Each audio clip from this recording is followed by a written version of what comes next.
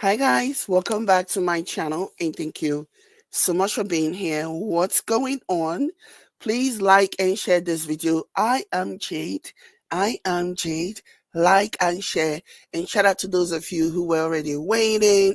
So let's go ahead and do a reaction on what I personally will call one of the most unhinged live streams that I have seen in a while. Okay, so let's go ahead and do a reaction on that. And it is so pathetic because while I was watching this dude and watching this person, and the entire time I just kept wondering my conclusion, which really is my logical conclusion, is basically that this person is sick and this person needs serious medication. This person needs to be hospitalized. And I'm not just trying to be hyperbolic about it. This person needs to be hospitalized. That there is a pathology here, okay? And I never like to talk about myself, or whatever. And obviously, I'm not here trying to diagnose anybody or whatever. But honestly, this person displays all of the characteristics, all of the traits of an antisocial personality disorder, somebody who's suffering from antisocial personality disorder. Okay. In my opinion, there is a lot to be said about psychopathy in this situation. Really, truly, my opinion. Okay. Again, I'm not diagnosing anyone. When you're trained, it kind of just comes naturally. You just say things and just kind of like it checks all the boxes, basically. And yeah, it is wild how anybody will live with somebody like this and survive and actually survive is in itself a miracle. It truly is. Hi, Beatrice. It truly is a miracle that anyone will live and survive and live with this person and survive and live to tell the story. Like I'm watching him, I'm watching all these things that he is saying, and I am just seeing how this person truly believes this. This person truly, it takes the grace of God, it takes strength, you know, to survive a person like this. It takes strength to survive a person like this. Really creepy stuff. Honestly, really creepy, really weird stuff. But yeah, I guess that's about it for the disclaimer for now. And it was wild to me. It was crazy to me. Like like I was just watching and I was watching the entire was watching his facial expression, and I'm just like, wow. So we're gonna delve into the reaction proper. And yeah. So this is the one that he did yesterday addressing so this is the one that he did yesterday addressing, people who are telling him to go and get a job, go get a job, this, that, and the third. So he's letting them know that he's an entrepreneur. Okay. He doesn't, he's his own boss. He doesn't need to get a job. All of that is nice and well. Yeah. And then he proceeded to brag. He proceeded to brag with a home that doesn't even belong. Again, this is where I talk about the psychopathy of this whole situation. Somebody that brags about what doesn't even belongs to him. I'm going to break that down. Obviously, my opinion, everything I'm saying here is allegedly is my opinion, okay? But I am going to break down what's going on. This man has a history of lying, of embellishing, of making things up that are not necessarily true. You know, he's such a terrible liar, and yet he still hasn't mastered the art of lying. He still exposes himself every single time. He still exposes his own lies every single time. And what that tells me is that it's not because, oh, he doesn't know how to lie. Whenever he lies, he gets caught and all this other nonsense, because I saw some of those, comments about how, oh, he doesn't know how to lie. That's why he gets caught. That's not why. That's not why. He's a very slow learner. That alone speaks to his level of intelligence. He's a very slow learner, which is wild, which is crazy. The only reason why this man will have that quote-unquote doctorate diploma that he's running around with is because of all the favors that people did for him. Remember, by his own words, he only got into university because somebody called in a favor. So imagine if you are able to get into university, not by your own merit, not because you qualified, not because, you did your best. No, but because somebody had to call in a favor for you. You didn't make the cut. You didn't pass. You're not qualified. You're not deserving of that position. I'm very sure that there had been somebody who had to be bumped, who had to be removed, whose spot had to be given to you because somebody called in a favor. Okay. So he actively exposes himself because he's not an intelligent person. I wouldn't even say that, because if I say he's not that intelligent, that will maybe give an inclination that, oh, there is some level of intelligence here. There is none. There is none. That is the reason why somebody who was handed a major platform, like the kind of attention that he received during the birth of Athena, can only, you can't even buy it. You can't even buy it. Only for him not to be, do you know what people will do for that kind of attention? Okay. Do you know what people will do? For him to have that much attention and still not be able to do anything with it tells you that he's actually not not smart. He is a slow learner, and yeah. Okay, let's talk about this. Where is it? Let's see where we are.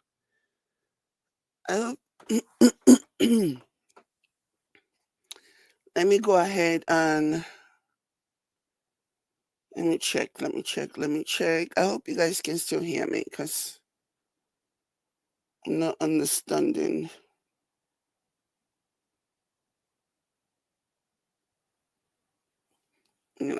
Anyways. So yeah. And so he's panning. He's every now and then he will pan the camera to the space. I believe he was in a theater in his I believe he's in a theater. Somebody say he's a doctor, for God's sake. Can you please take that mindset? What kind of a doctor is he? So you people, Caroline, you are the kind of people that fall for the okie doke. He's a doctor, for God's sakes. Give me a break, please. Go and push that bogus narrative someplace else. He's not a doctor, okay? He's not a doctor in the sense of the word, in the sense that he portrays himself to be. He's not a doctor. Are we talking about he's a doctor, for God's sakes? Anyways, so he kept panning the camera to show the view of where he was. Let's say, for the sake of argument, that this so-called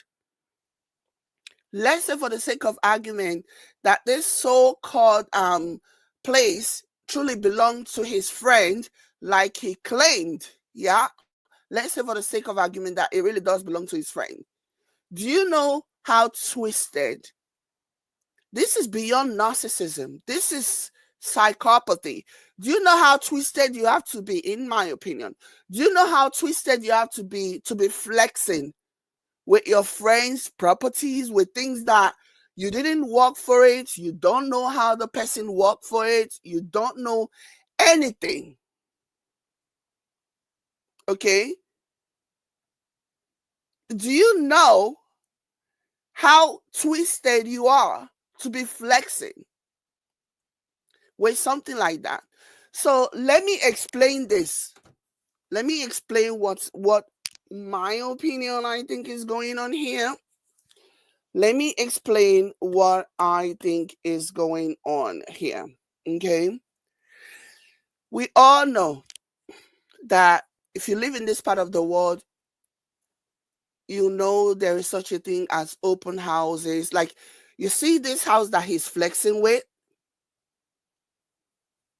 You see this house that he's flexing with, claiming belongs to his friend?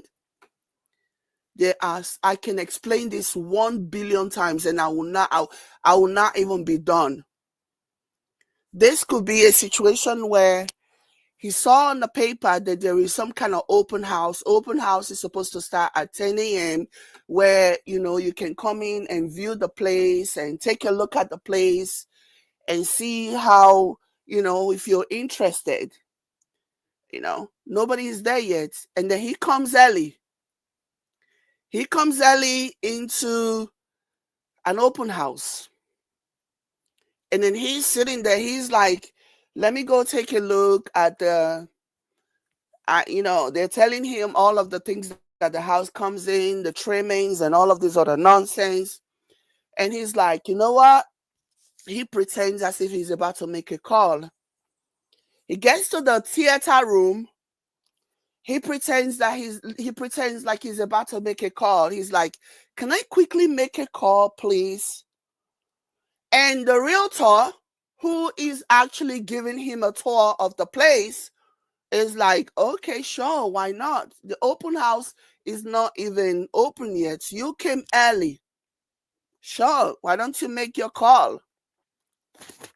And the realtor excuses him. And then he turned on the live stream. And then he is filming from a home that does not belong to him. He is filming from a place that he got into pretentiously, by pretending to be somebody who wanted to take a look at the place, who wanted to participate in the open house. I can explain that video a million times. I will give you a million response, okay? I will give you a million explanation. That would be truer than this clown knowing anybody who owns that house, because he's a liar. Did we not see? Somebody sent me a screenshot of something that he was trying to like debunk the narrative of people telling him to go get a job. And then he basically exposed himself by screenshotting and posting a bank statement that reflects him sending money to somebody.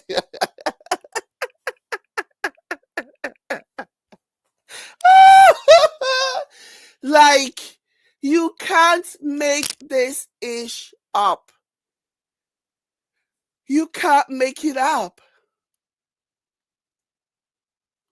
He inadvertently shared a screenshot. He shared a screenshot of his bank activity revealing that he was sending money to somebody while trying to pretend that that was how much he was sent, how much he made. When you are expecting money, when some monies are being sent to you, the bank does not tell you preemptively, okay? The bank does not tell you that, oh, you're gonna get some money sent to you today. No, you just see it in your account, especially if it is not a recurring thing. Okay? So, sorry, got a text. You know what I mean? So, like, this man has told so many lies. And then remember the time, not even long ago, just recent memory here, where he lied, claiming that he went and donated blood. Didn't I show you how you can do that? Didn't I show you how you can literally request an appointment to donate blood? You don't even have to show up, and they'll send you an email confirming your appointment. He posted that to debunk the narrative that he is not on drugs or whatever.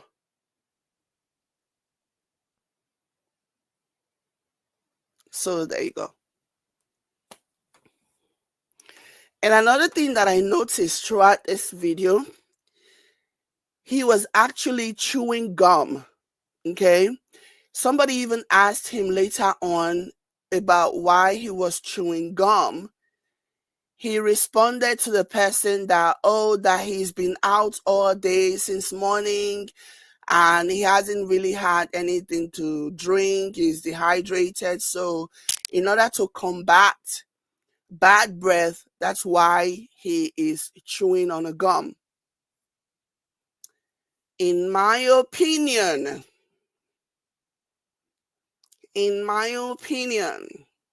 yeah, the reason why he's chewing on gum is because he has seen videos and comments of people accusing him of doing drugs. And in my opinion, he definitely has what is known as the I'm not going to say it, Coca-Cola. He has what it is known as Coca-Cola jaws. Okay?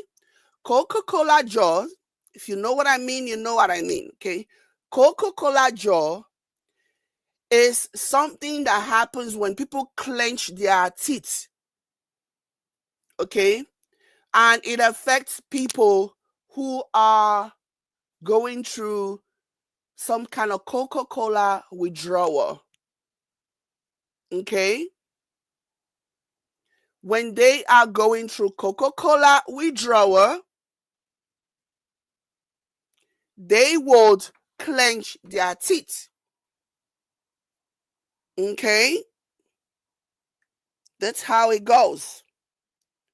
So, yeah. And now he's starting to chew gum during his live stream to make it seem as though he's not going through any type of Coca-Cola withdrawal. Okay?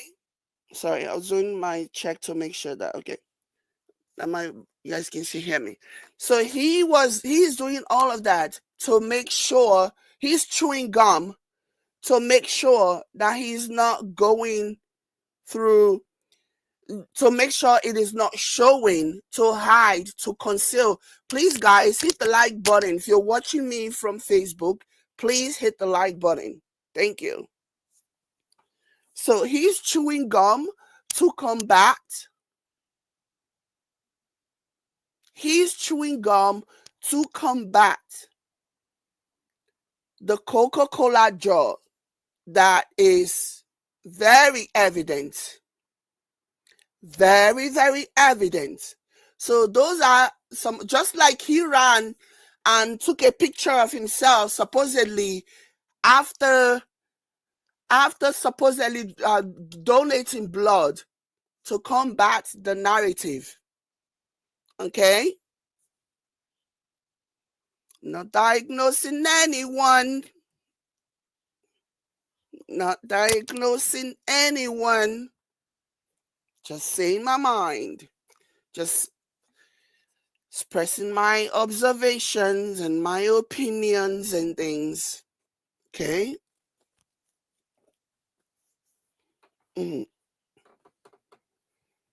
So there you go. So let's go ahead now and do a reaction. He can fool the people in his comment section.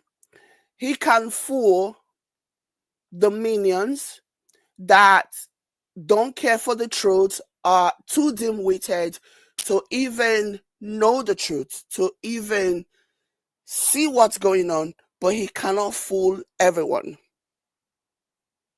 We are smart over here. Again, when I see some of the things that he does, when I see some of the antics that he posts, they are just so elementary. I'm just like, wow. It's like somebody whose mental growth was stunted from a very young age. Like, there is a missing 10 years. There is a missing 10 years somewhere. So he can post all the pictures of him supposedly taking a run with a bunch of boys. Okay? He can post that all he wants. But I'm looking at that and I'm seeing this just look like some type of agege running thing to me. Okay? It just looked like some agege stuff. Okay? Some agege group of boys who are just like running and having the time of their lives. You know how they have agege basketball team, they have agege volleyball, they have agege whatever. They have so many things that, so this could just be an agege track and field. What can I say? What do I know?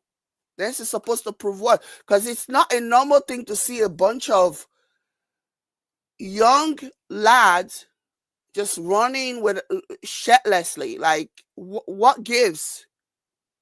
Okay? Because I'm looking at this, I'm like, this is giving agege bread. This is giving agege bread. That's all I see here, in my opinion. That's all I see here. Okay? So make of that what you will. My opinion.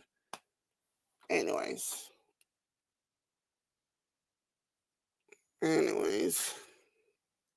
So let's go ahead and listen to this. Unless I want to rat. So, I keep seeing people in my comments section saying, "Get a job, get a job," and it's interesting because it's like, just because you don't see me working makes you think I don't. Many of you guys have been following me for a long time, but I'm a mobile chiropractor. I see people in their homes. I am the most expensive chiropractor in LA, and listen, no matter how many times I watch this cracks me the heck up. Hi, hi. He just sits on there and he just feels all kinds of things. He just says, oh, hey, God, because he doesn't even think, like, he has very low opinion of the people that follow him. He has very low opinions of them. He literally would just sit there and just spew all manner of nonsense, believing that they will believe him. It is so wild to me as a concept. This is wild. Oh my God, the most expensive chiropractor.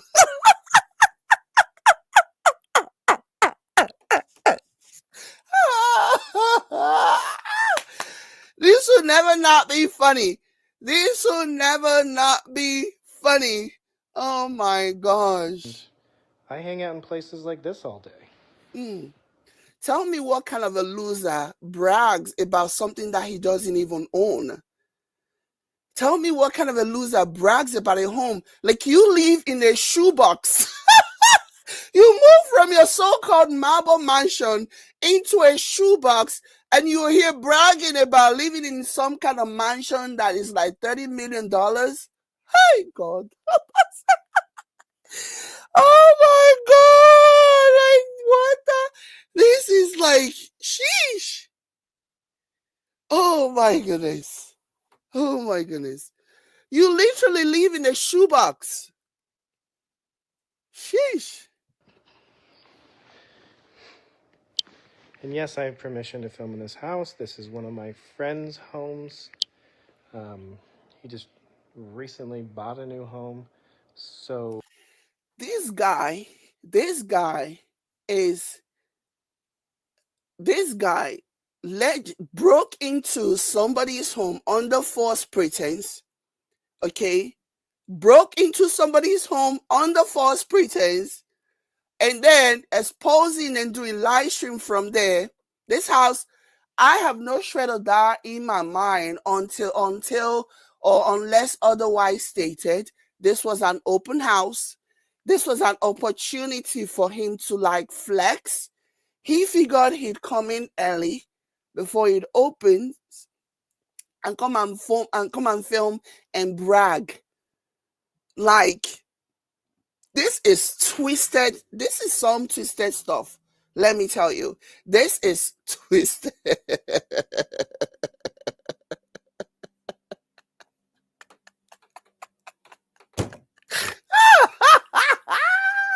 Now for life.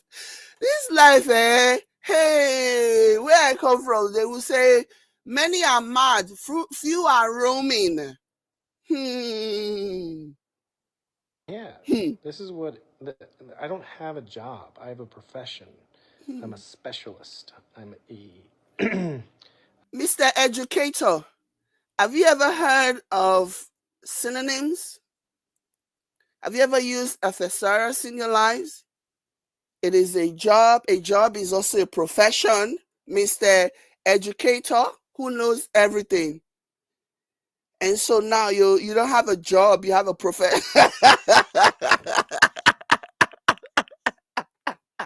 You don't have a job, you have a profession. I'm very good at what I do because I know, I know you are. That's why you're getting flued. That's why they're flying you to Portugal. I know you're very good at what you do. I know. You don't need to convince me, if you know what I mean. Wink, wink, wink, wink. Get it? Get it? That's why you're getting flued out, because you're very good at what you do.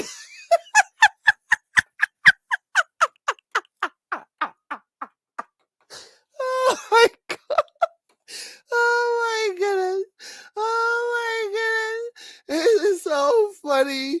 Ooh, of course you're good at what you do. very hard for a very long time. I know you've worked so hard. You've been to China. You've been to the Dominican Republic. You've been to Portugal. You've been to, where else did you go? Where did you just come from? Yeah, you work very, very hard. You work very, very hard.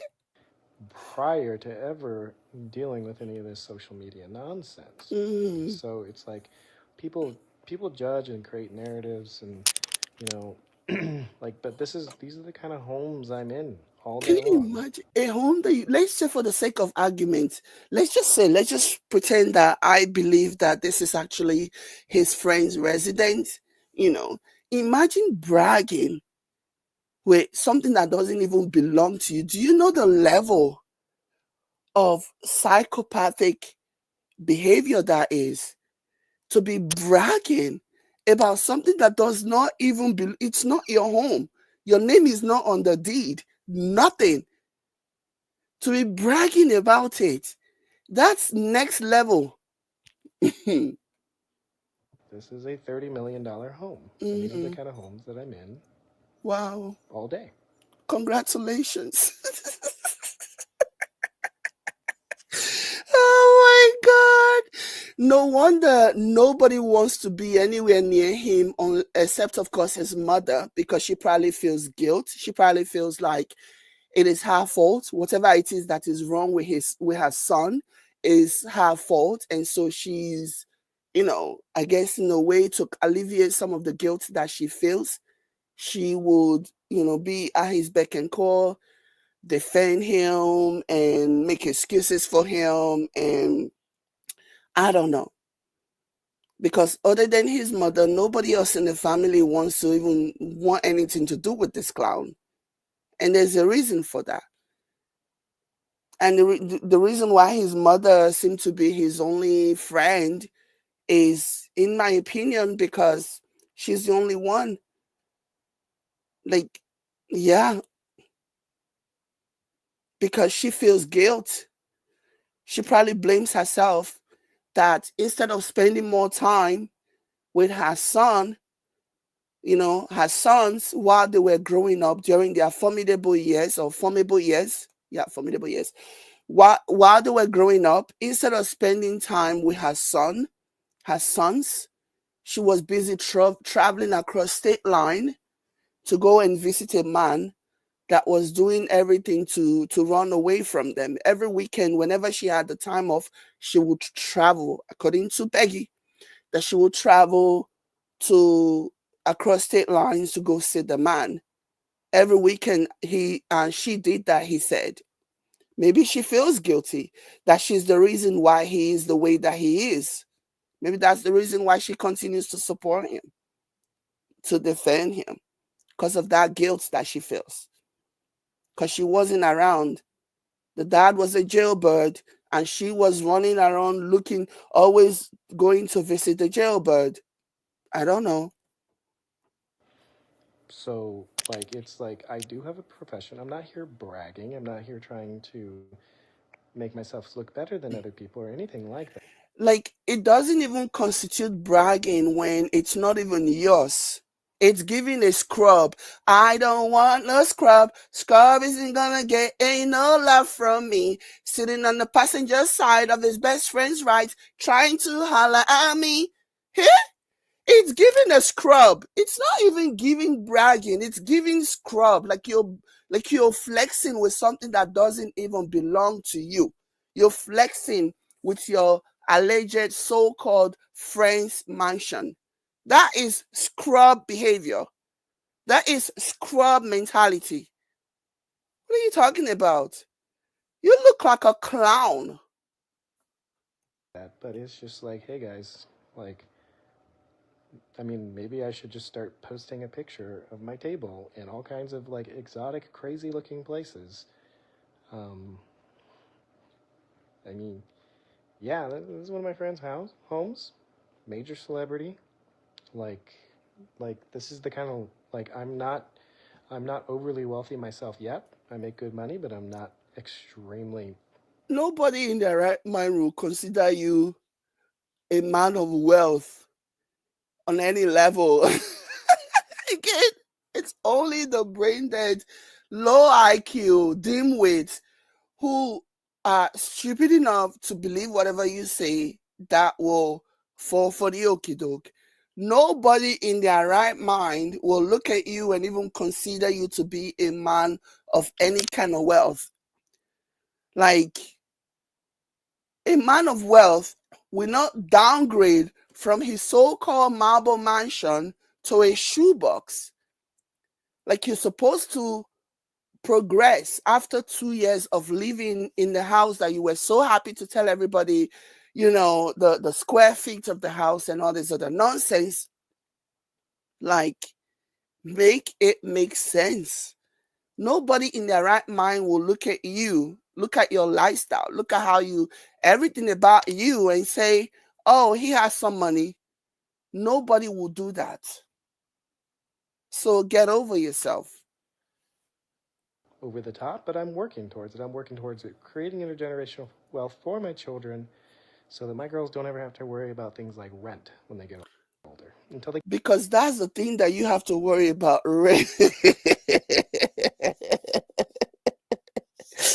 First of all, you're creating generational wealth for your children. How about you create one for yourself?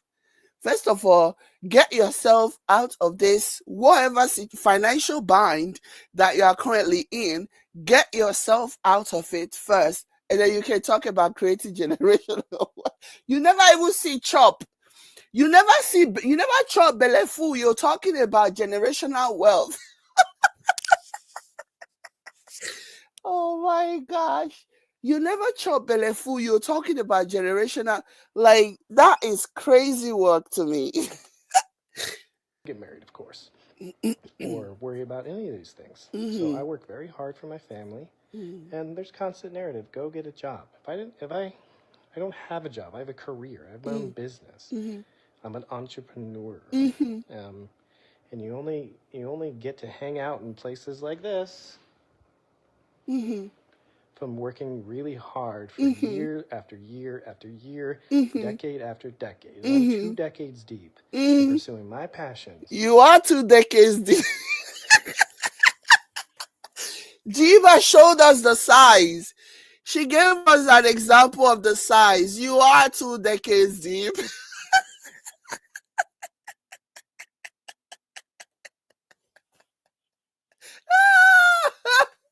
Yeah, you are 2 decades deep. Wink, wink. My gift, which is helping people get out of back pain, neck pain, headaches, and because I do that frequently in people's homes, I make really good friends with the people that I know. They're really good friends with people that I've seen. This particular person, is somebody that's interested in living forever, and I've probably seen them over 100 times. You spend Tell me what person. Let me. over 100 hours with someone. You can only do that if you get along well. Imagine somebody that will go on to contradict himself and talk about how he's a doctor. He's a doctor. Imagine how somebody like that can say that they are in any kind of, business relationship, whatever, with somebody who wants to live forever, who's planning to live forever. Yeah, okay. So, like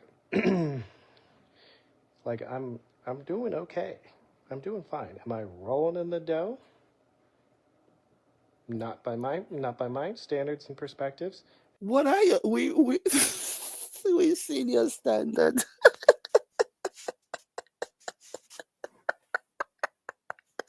We seen your standard. Oh my gosh, this is so funny. We And certainly not compared to the people that I spend every day with. look at him. He keep panning. This house is an open house event that this guy snuck into on the false pretense, claiming he probably told the realtor that he wanted to look at the house because he's in the market. He wants to buy it.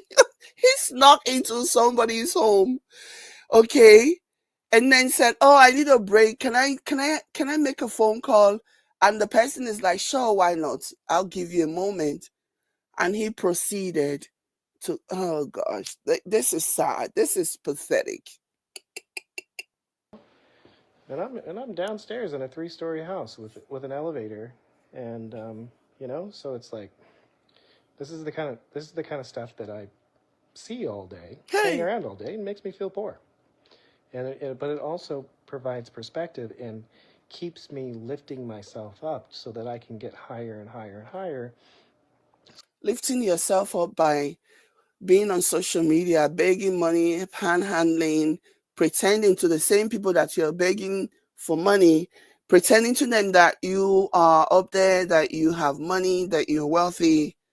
Sure, okay. So that I can be a better father, maybe someday a better husband. I mean, a great husband again. Doubt it. I don't know. I'm kind of over the the legal process of marriage.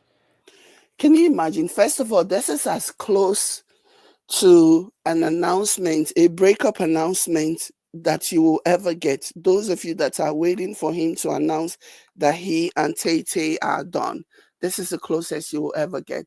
And second of all, any woman that has the misfortune of marrying you by market, any woman that is dumb enough to marry you have once again buy themselves another market, because really it's so funny how he's talking about the legal aspect of divorce when he was the one that benefited most from the divorce. He was the one that got $50,000 equalization money from the divorce. But somehow he has somehow found a way to spin this and make this about him. Like you don't have two, like you don't have a pot to piss on, like they say, not a window to throw it out of. You have nothing. You are a liability to any woman who has the misfortune of marrying you. Like that is just the true tea. But it is always so interesting to me when I see him try to spin the narrative, when I see him try to claim something that is not even the case, that is not true, not rooted in any kind of reality. Imagine somebody like this just lying, pretending as if, oh, he was the one that has something to lose. He was the one that has something to lose in the marriage, even though he was the one that got $50,000 equalization money. Isn't that amazing? Isn't that amazing? Again, he always looks for a reason to wiggle his way out of why he doesn't want to do things. Okay? He will look for an excuse as to why. Oh, it's not because I'm not into women at all. It's not because women are not my vibe, but it is because I I don't want the legal situations. I don't want the legal drama when it comes to a separation. Not because no, I'm not attracted to women at all. And I only use them until I can no longer use them, and then I'll kick them to the curb. It's so interesting, isn't it? And someday I will have a house like this for my daughters to bring their friends over and they can watch movies. Hmm. Hmm. The parents of those friends better be careful, because this imaginary friends that his daughters are going to have, and they can bring their friends and they can watch movies. This is just giving me the creeps. This is giving me weird vibe. This is giving me PDF file. Okay, this is giving me PDF file. It is what it is. So, any potential parents out there, you better pay attention, because this is how it starts. On TV, in places like this. And and so, there's just so much hate on the internet. Mm. People make an assumption saying I don't work because I make content on the internet, so therefore I couldn't have a job.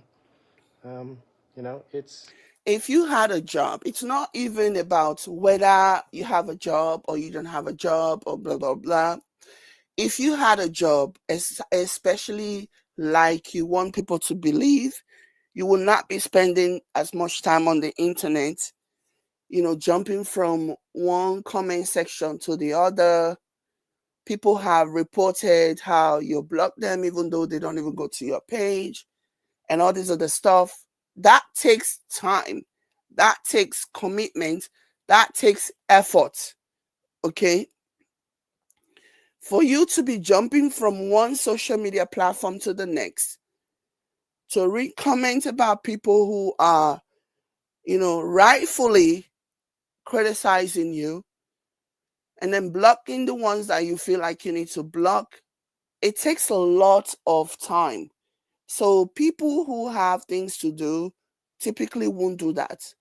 Only jobless people have enough time on their hand to go through comment sections and be blocking people that they need to block. So there you go. Because if you really have a job like you claim, you will not be doing this. It's so interesting how he claims to have a job, but this same person who claimed to be making so much money, so successful, has no problem coming on the internet and panhandling and begging for money, begging for stars, begging for coffees and all the other stuff that he begs for. Yeah, that's what people are talking about. It's kind of ridiculous. It's ridiculous. Okay. So, here's to my haters. Look how this will never get old for me. The way he pans the cameras to the people, pans the camera to the home, saying, "Here's to my haters," as if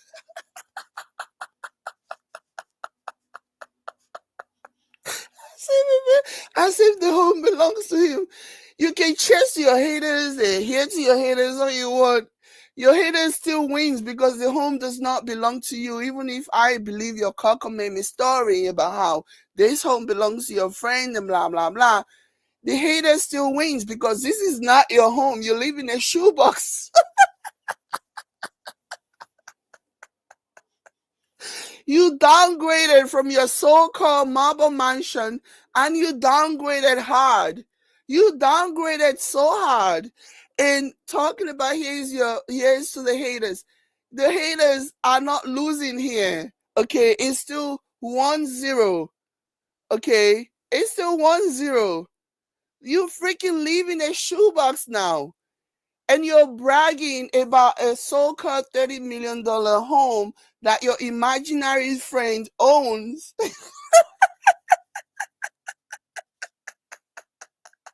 And all of the Delulus who are following you, the minions, they don't see anything wrong in the situation. They don't see how crazy the situation is. Like, it is crazy and wild to me. This is crazy and wild. Thank you so much, Sonia Pink, for the stars. This is crazy and wild. No, you didn't win. You didn't own the haters. They still own you because you are here bragging. You are the embodiment of a scrub. I don't want no scrub. Scrub isn't gonna get ain't no love from me. Hanging on the passenger side of his best friend's right, trying to holler at me. You're literally hanging on the so-called passenger side of your so-called best friend's ride. And you're trying to holler at your haters.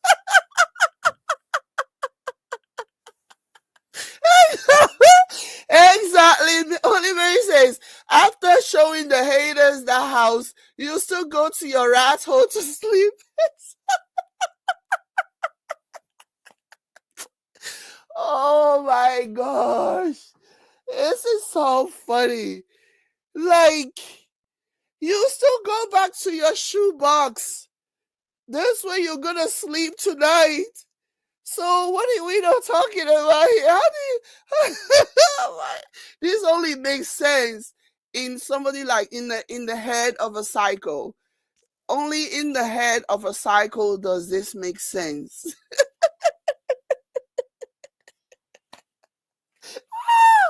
I can't.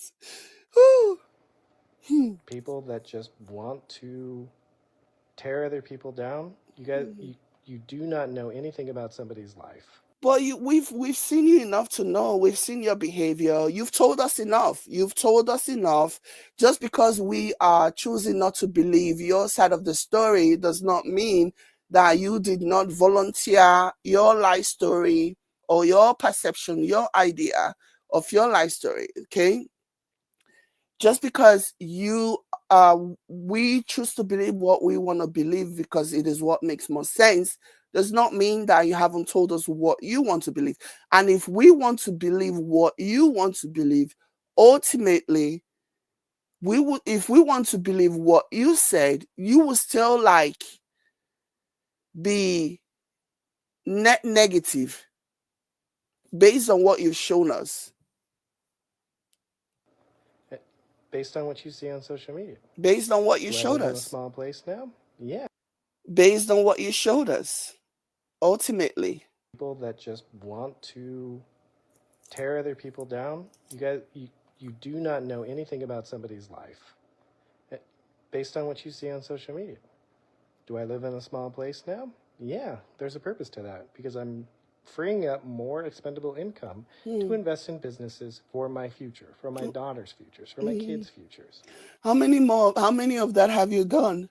Thank God you no longer have access to your second ex-wife's money. It will not be her money that you are going to be squandering. You have all these ideas, you have all these business ideas.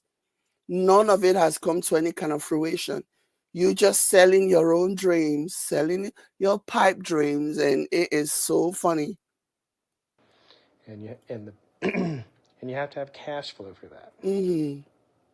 So I don't need people's credit at this point. Sometimes I feel like I'm on social media as just an act of defiance against all Hmm. these people that are literally trying to tear me down on a daily basis. So who's gonna lose? You're the one who's crashing out, like somebody said in the comment. You're the one who's crashing out. Okay? You're the one who's like falling apart. You're the one who is having a moment. I mean, you're the one who's losing. You're the one who's losing. What are you talking about? The people that you are trying to like have a gotcha moment on, they're not the one on the internet losing their minds. You are. And they have succeeded on particular instances, mainly because it involves my kids, and that's my soft spot. It's my Yeah. weakness. Yeah, your kids are not your soft spot. Your kids are your crutch. Your kids are your crutch. They are what you use, to tug at the heartstrings of the gullible people who are also looking for a reason to stay in your orbit. Okay, it's like this person is a terrible person, this person is a bad person, but I'm gonna pretend, I'm gonna look for a reason why I need to stay in his orbit. Oh, he's talking about his kids. There you go. Yeah. Kristen say, oh, expandable income for your nyash. I'm telling you. Not nyash or nose? Nose. Yeah, got that right. Use my kids against me, it's going to hurt me because I love them. No, you're the one using your kids against you. Your kids have really, I personally have watched you turn your kids into a weapon, a tool. And it's heartbreaking to see. It really is heartbreaking to see how a father, because my opinion is that these children just look like a retirement plan, something that you plan for. They only exist, and that's my opinion. They only exist to meet your needs. You know? So, all these bloggers trying to say I don't work, all these bloggers trying to tear me down, say I do drugs, whatever. That's your perception. This is my daily reality. It's not your reality because you don't live here.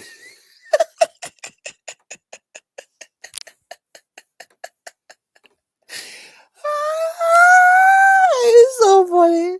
It's like my reality. Anybody who walked in on this guy showing this house and saying it's my reality would think that, oh, he lives here. This is so sad. Oh my gosh. Oh my goodness. And right Sabrina, sorry, Christine says his kids are his bread and butter. Absolutely. now, I'm just hanging out because I came over here an hour early. Mm. You came to the open house an hour early. Is that not what I said? He came to the open house an hour early, and he came under like he lied, okay, on the false pretense, lied to the realtor that, oh, I just wanted to come in here early, and then yeah, all of this is fake. Fake, fake, fake. There are so many houses. Okay, if you live in LA, There's so many mansions that are always on the market. Like you guys know, one of my favorite shows, I watch a lot of um I watch a lot of reality shows about real estate, and yeah. And so a lot of homes are usually like in on the market, and you can just go, you can book an appointment with a realtor to give you a tour, or if you're lucky, you have more free range if there is an open house and anybody can walk in, and then you can come in early, and then you can just chill before everybody else comes. You can tell the realtor that, oh, you just want to give the house a look. You want to make sure that, before all the other people who are going to be checking out the place, you want to make sure that you're here, that you come in first, so that you have some time to look in the place, look around before all the other people come. Like, and then don't let you in. Don't let you come in before opening time. So take a look. Because he bought a new home, and I wanted to. He invited me over earlier to check it out, hang out, work here. He bought a new home. He invited you over to come and check it out, hang out, and work it.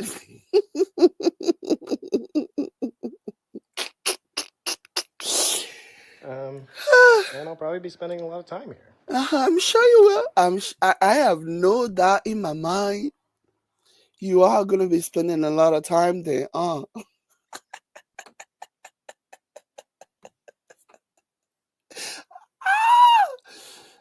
Yeah. Yeah. I could get used to this. I'm sure you can. I'm sure. So, again, guys, I'm not here bragging, but like You can't even brag when it's not even your home. You can't brag with something that you do not own. It doesn't even matter. You don't own it. I have built a wonderful life for my family, Mm, and I'm proud of it. mm, You know, mm, so I have enriched my mind, my mm, body, mm. my hands. I know. I'm sure you have enriched.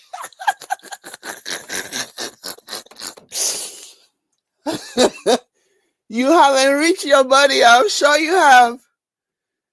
I'm sure you have. Over a very long time, diligently, far prior to ever Mm-hmm. going to China, Mm-hmm. to prepare myself Mm-hmm. to be hanging out Mm-hmm. with the movers and shakers of their industries. Because Mm-hmm. I'm a mover and shaker in my industry. Yeah, of course. After all, you're the most expensive chiropractor in LA.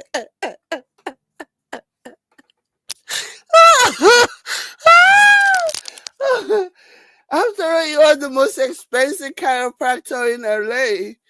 Oh my gosh. Mm, mm. Somebody said the house might even be an Airbnb. For you to have an Airbnb, for you to be allowed in, you have to pay. You can't afford an Airbnb of this size. Okay? He cannot afford an Airbnb of this size. So for me, the Airbnb thing is I mean, it's possible if somebody paid for it, and they have a party, the kind of party, the one with Coca-Cola and with a lot of pegging going on, so yeah, it's Airbnb is possible. It's possible that he wasn't the one who paid for it, but somebody else did, and he decided that he was gonna flex. So yeah. Mm-hmm. And it doesn't matter how much money you make, if you're a mover and shaker Mm. in your industry, Mm. then you're going to meet people that are movers and shakers in their Mm-hmm. industries. Mm-hmm. Mm-hmm. Okay? Mm-hmm. So, again, guys, I'm not going to go get a job. Why would I get a job? I pay more in taxes Mm-hmm. because I'm now an employee. Mm-hmm. I'd have to settle for an hourly wage that's far below what I'm worth per hour. Mm-hmm. And I'd be working in a clinic. Go get a job because you don't have one. Go get a job because you just lazing around and frolicking on the internet and begging for handouts on the internet. That's the reason why they're telling you to go get a job, so that you can stop being a nuisance on the internet. which I don't want to do. Uh, people that people that are movers and shakers in the industries don't have time to go to doctor's offices. They pay for you to come to them. So I'm in the car all day. Today I went to Pasadena, which is about an hour away. I got paid for the drive time and the treatment. Then I went downtown. Then I was in Brown. Sounds like the good old pass around. Sounds like the good old cigarette boy that Hollywood is famous for. Sounds like the good old cigarette boy. Now I'm in Beverly Hills. Mm-hmm. And then where's my next one? My next one's in Santa Monica. So I'm all Wow. over. Your body, like you're putting your body through a lot. Like you're really putting your body through a lot. Wee. Oh my gosh. Whoo! You are really, like you're really putting in the work, eh? The city. This is what I do every single day. Wow. Every day. Shush. With my kids, I slam in the patients. When I'm with my kids, I work less. You're slamming it all right. You're slamming it in all right.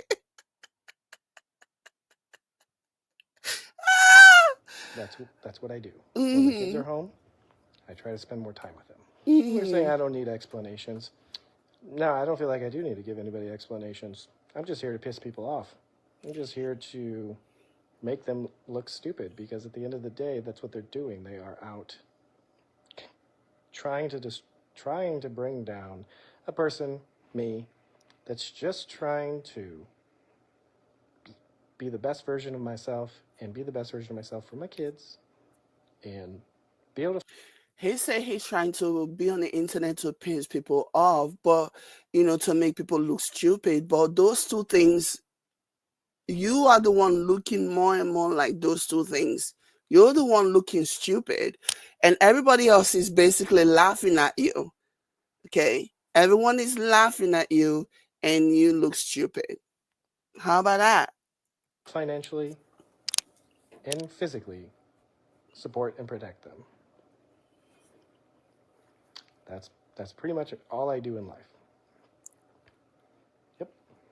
Yep. Okay. Okay. This is the kind of cool stuff I get to see. What, Okay. like, do you know how, like, his idea of what is cool is so sickening? Just really tells you that this man has poverty mentality, poverty behavior. I don't see anything in this little theater room that is wowing me. And I have seen a lot of nice theater rooms.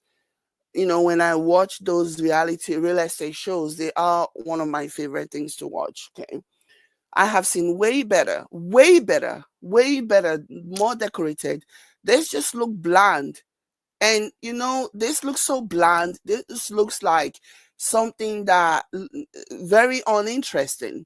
But for him to look at this and say, "Oh, interesting stuff," there is nothing here. This is just bland and boring and weird. I don't see anything special about what he is displaying. But that's the kind of person that he is. He has such a poverty mentality. He's so inexposed that when it doesn't take much to impress him. When he sees things like this, little things, he gets so incredibly impressed by them because of just because of his level. But then he wants you to believe that he's up there, but his actions and the things that he does don't match up with the narrative that he's trying to spin. Who gets excited about something? To me, this is boring. This is basic. This theater room is basic. Like, there is nothing here to be wowed about. But because he doesn't have this experience, okay, and he's so socially awkward, another example of him displaying this antisocial behavior, he gets excited about things like this that are really nothing. Every day. and I'm very fortunate, and I have a lot of gratitude, and I'm Mm-hmm. very blessed. Blessed for But what? all You live in a shoebox. You don't own this. You don't own any of this. Okay, when you're done with this charade, you get to go back to the shoebox where you currently live. You don't own any of this. So why are you proclaiming blessed? Why are you saying you're blessed over something that you don't even own? It is wild. So wild. all that all that all that all that gratitude and all that blessings, it all came from a lot of hard work. I traveled the world and studied from gurus in every profession for From gurus. 10 years. Mm-hmm. And then I was teaching seminars to other chiropractors Mm-hmm. for 10 years. Mm-hmm. So I had done things in my life I'm sure you have. I'm sure you have done things in your life. far prior to Uh-huh. all this propaganda, smear Uh-huh. campaigns, and witch hunt, Mm-hmm. really, is what it is. Mm-hmm. So, and they practice cognitive bias. Somebody's on here saying get a job, right? Sasha Nachi, who's been following my page for over a year. I have a job. I don't have a job. I have a career. I have a profession. I have a passion. I I have a job. So he's contradicting himself now. You don't have a job, you have a career. Mr. Expert, is there a difference between a job and a career? A job is a career. Mr. Education, Mr. I'm an educator. Mr. Educator, a job is a career. But yeah. have a career that I love. I love what I do. Outside of my children, it is the thing that brings me the most fulfillment and happiness. I am on this planet to help people, and I am on this planet to make a difference in the healthcare industry. So Okay. I see all these Nigerians on here saying all kinds of crazy stuff. Guys, I know you Nigerians well. All you praise, all you worship is money. Mm. Well, here it is. But it's not yours though. Bring the owner of the house and let him come and show me all of his money and all of his wealth. And then I'll praise the owner of the house. This is not yours. Okay? It's not yours. But again, a psychopath will take credit for what doesn't belong to him. All you've managed to do is show that you're a psycho, basically. That's all you have done. All you have done is shown that there is something wrong with you, that you need to be locked away with the key thrown out. You need to be put away. That's all you have shown. So who cares? Bring the owner of the house, the actual owner of the house, and I will worship the actual owner of the house. That's what I'll do. I'm not worshiping you. You're a scrub. You're a psycho. You're trying to take credit for what doesn't even belong to you. So, like, I don't understand. Bring the owner and I will worship the owner. Okay. Bring the owner and I will worship the owner. And I want, yeah, there you go. You don't have anything. Maybe that's the reason why Nigerians are not worshiping you because you have nothing. Nigerians can also spot a liar, a fake. Nigerians can also spot a fraud from a mile away. That's the reason why we are not worshiping you, we're not respecting you, because we know your type. We know that you are a fraud. We know that you are a liar. We know that you are a flexer. You flex with things that don't even belong to you. So you will never get respect from the average Nigerian. The only Nigerians that you're getting respect from are the dimwits, the losers, the people who do not know their left from their right. Okay, so the low self-esteem having, yeah. But the rest of us, yeah, we like good things. We worship money. You think I'm gonna say no? We don't worship money? Hell yeah, we worship money. Hell yeah, we worship money. We love money. We like to flex. The more we have it, the better. We flaunt it because we work so hard for it. But what we don't do, we don't respect a loser. We don't respect a scrub. We don't respect somebody who is always lying and pretending and claiming to have something that does not belong to them. So who cares? So that's the reason why the vast majority of the Nigerians will never respect you. Will never respect you because we can spot a fraud from a mile away. We can spot a liar from a mile away. We can spot a fake from a mile away. And we know that you are fake. That's the reason. And that's the thing that grinds your gears the most. You want so badly to be accepted, but you have not worked hard. You've not put in the effort. You have nothing to respect. You have nothing to worship. And that's the reason why nobody respects you. That's the reason why we Nigerians, we don't respect you. Because you have nothing. Okay? You have nothing. So who cares? Who cares? So there you go. Now you have your answers. This is why nobody respects you. This is why no one respect, no self-respecting Nigerian respect you. Because we see that you're full of shit. Okay? We see that you're full of shit and we don't respect you. Is that better? Good. Glad I explained that. Okay? Here's your master, not mine. Mm. Yeah.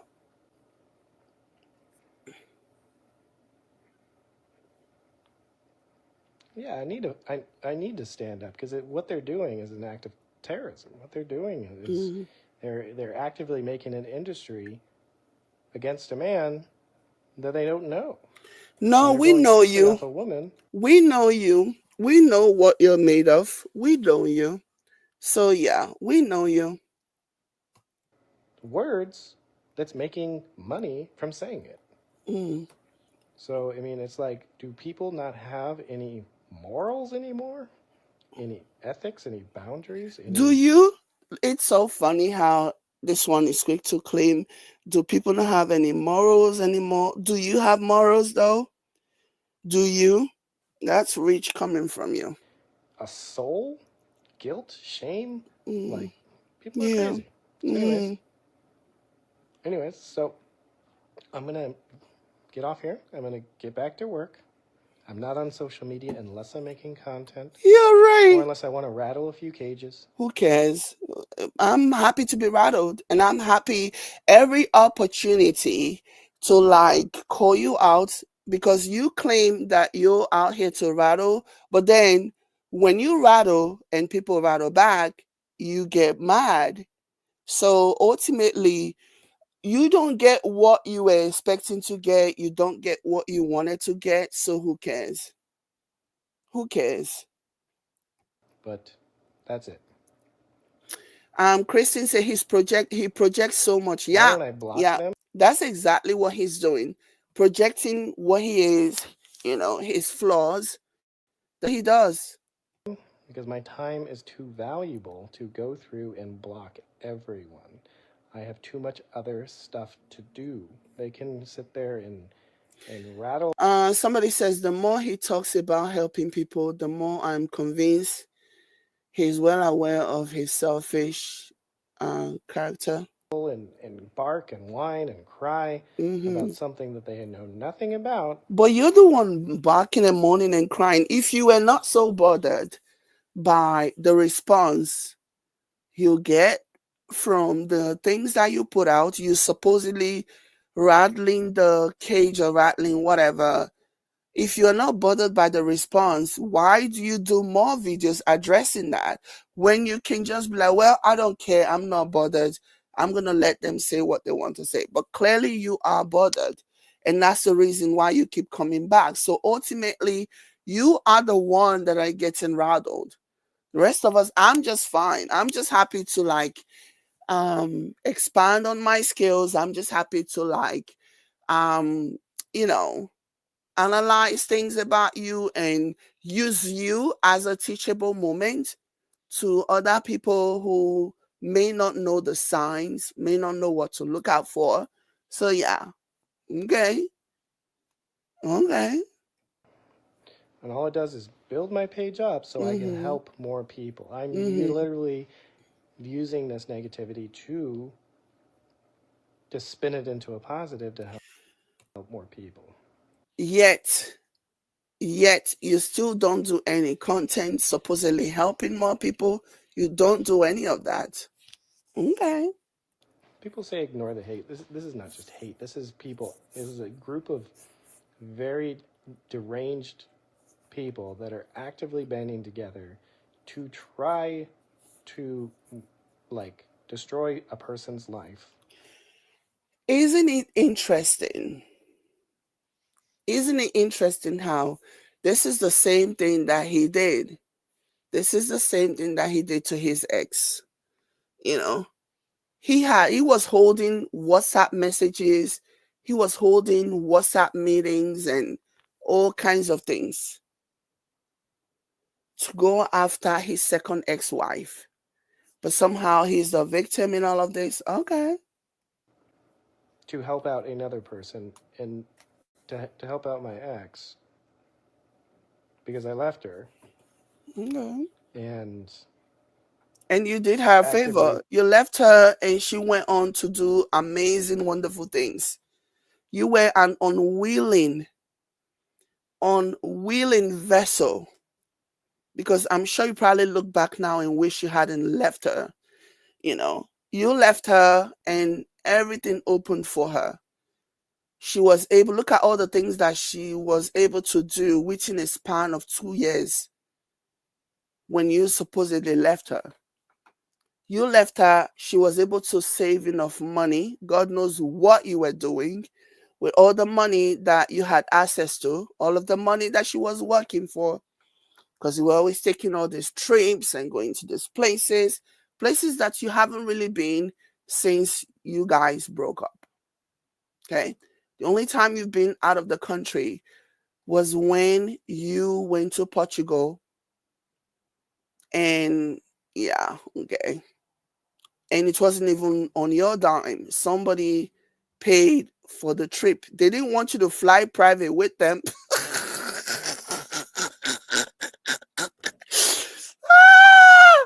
They put you on a commercial flight and they said, we'll meet you there.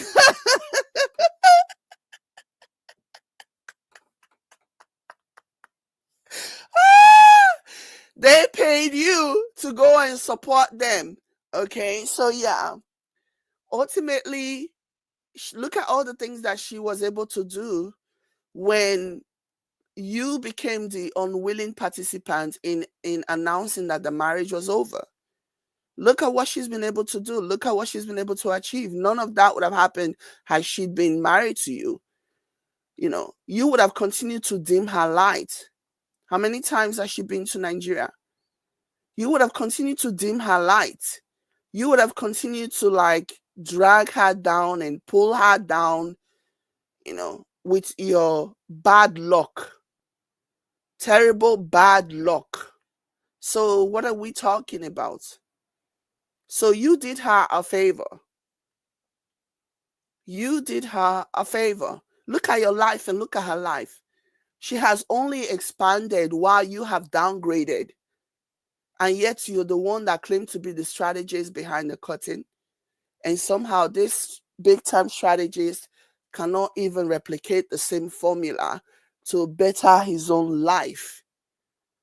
You can't replicate the formula for your own self, but you are out there claiming to be the strategist behind the curtain. Make that make sense. Make it make sense. She left you, or you left her, according to you, and her star shone so bright. Her star shone so bright. And yet, look at you. Look at you. Your house is a revolving door of desperate women looking for somebody that they are somewhere to stay, quasi homeless women, homeless adjacent women. Look at your life and look at her life. Yeah. They're hurting the children because if All social the media, things that you have been doing, all the smear campaign that you have been doing publicly and privately, no, those ones will not affect the children. No, no, no, no, no. How dare? No, no way. Yeah, it's people pushing back on your attack against your second ex-wife that are is the act of those pushing back against it that are going to affect the children. You that is their biological father, you don't think your act, the things that you do, the things that you say, the smear campaign that you have launched against her, you don't think those things are going to have an effect on her? Yeah, okay. goes away, or if it stops paying, or whatever, or all us influencers are replaced by AI bots, which is very Mm, possible and predicted mm, to happen in the next 2-3 years, okay. it's my profession that's going to support my family. Remember, you've been saying this that your profession is going to support, yet you keep downgrading, you keep downsizing. You went from your so called marble mansion, it really wasn't a mansion, another lie, okay, because you were trying to one up her. You went from your so called marble mansion to a shoebox. I wonder where you're going to end up next. Next, Skid Row? Skid Row? You've been saying that it's your profession that is going to protect the kids and put food on the table. Yet it is you, in spite of this, your success, in spite of this, your profession, it is you that continue to downgrade. She continues to live. She continues to live her life and living her best life. But you that is supposedly the one with the legitimate profession, yet you are living in a shoebox. Okay. Not social media. This Mm-hmm. stuff. This is where And that's the stupid thing, right? This is the fool, right? This is a fool's idea. Thinking that social media is the end all be all. One of the things that social media has done, especially in uplifting people, is creating financial success for people. And also, if you are wise, if you are wise in the social media streets, yeah, your wealth, your success will go beyond social media. Every money that you make on social media, if you don't squander it, you can actually expand a business, whether you want to make it a physical business, but you can expand a business outside of social media. And that is what a lot of smart, intelligent people have done because they know that social media, anything can happen. Okay. Look at what's going on with TikTok now. Nobody even knows what's going to happen with TikTok. You saw how people were crying and screaming the other time after TikTok. So nobody knows what's going to happen. So any smart person will not squander whatever income they are making from social media. A smart person will make better financial decision, will invest outside of social media. And that is what gives them the longevity. That's what keeps them going. You think your ex-wife is like you? You think your ex-wife is dumb like you? No, your ex-wife is very smart. Okay, she has diversified her income in a way that whatever happens to social media, she will still be good. And that's what people who are smart do. Only a dummy, okay, would rely 100% on social media income and not diversify and not expand their business well beyond social media when the money is coming in, because social media, everybody has a peak. Okay, you will peak at some point, but the peak is different from everybody. But at your highest, at your peak, you should be able to invest. You should be able to do a lot with what you are bringing in from social media. Okay. But whatever. daughter's future is, not social media, because it's unpredictable and you never know what's going to happen. Yeah. I'm guessing that you just came into that information right now. Newsflash, more people already know about this and more people are already doing things, well outside of social media to create that passive income, to create that diversification of income, to make sure that social media, should it collapse or whatever, they are not affected financially. They're still able to maintain the life that they have. People are saying keep silent, keep silent. The maturity. Like you guys got to realize I was silent for 2 years, No, he minded my own wasn't. business, didn't. That's another lie. He wasn't silent, not publicly, not privately. While this clown claimed to be silent, he was actively smearing his ex-wife's name publicly and then privately. He was holding meetings with the likes of Awolaya. He was holding meetings with the likes of all these other white content creators. He was holding all kinds of meetings with people, okay? Smearing his wife, his ex-wife, plotting and planning against her. There was a leaked conversation where he said, allegedly, that either she ends up 6 feet or she goes to prison. Either one is fine by him. That's not the characteristic of somebody who is silent, who is quiet, is it? I don't think so. Say anything, and all it did was He was plotting. There are released text messages that showed him, encouraging these women to hire private detectives and private detectives and all this other stuff to go after, dig up dirt. Dig up dirt not just on his ex, but also on anybody associated with his ex. So he was not quiet. He was never quiet. allow the narratives that was overwhelming on social media to go unchallenged. And you know, you have I hate bullies. I have a problem with bullies. I You are the original bully, then you hate yourself have my entire life. because you are the original And bully. eventually you get tired of it and be like, okay, yeah, I'm a doctor. Yeah, I'm on the line talking about stuff that doesn't You're not a necessarily align with my profession or my life's mission statement. But at some point, you have to get off the ground, stop getting kicked, get up, and start fighting back, because it does get to a point where it's too much. Oh yeah, I would love for people to stop making money on the internet and actually have to go get real jobs. Mm. You know, I would love for that. I would love for people to stop like Yeah, right. Yeah, right. So how are you gonna get the money that you can use to lie that, oh, I make so much money? Because do you know that that will actually mean that you will then have to get up and go make some money actually, as opposed to lying and claiming to be something that you are not. Yeah. If people start making money on social media, that requires that you, Mr. I have a lot of money, to actually go and apply yourself and get a job. And I'm not on here for money because I don't even make that much money from Facebook anymore. I used to, for mm, sure. Now it's mm, hardly anything.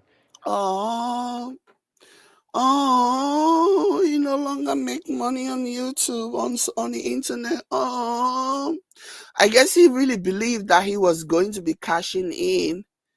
Oh, he was going to be cashing in. Here I'm just, and mostly I'm here to, because I have big plans for Mm-hmm. creating educational programs Mm-hmm. for you. Mm-hmm. Most of it's free. How nice of you. How generous. How generous of you. And to help people. You know how many people message me in my I'm, sure. DMs, I'm sure. emails, and I'm sometimes sure call me your. on the phone and let I'm. them know how much I help them, showing Yeah. I'm sure your DM is flooded. I'm sure there are people just rushing, waiting in line to thank you. that showing how to fix their own back pain.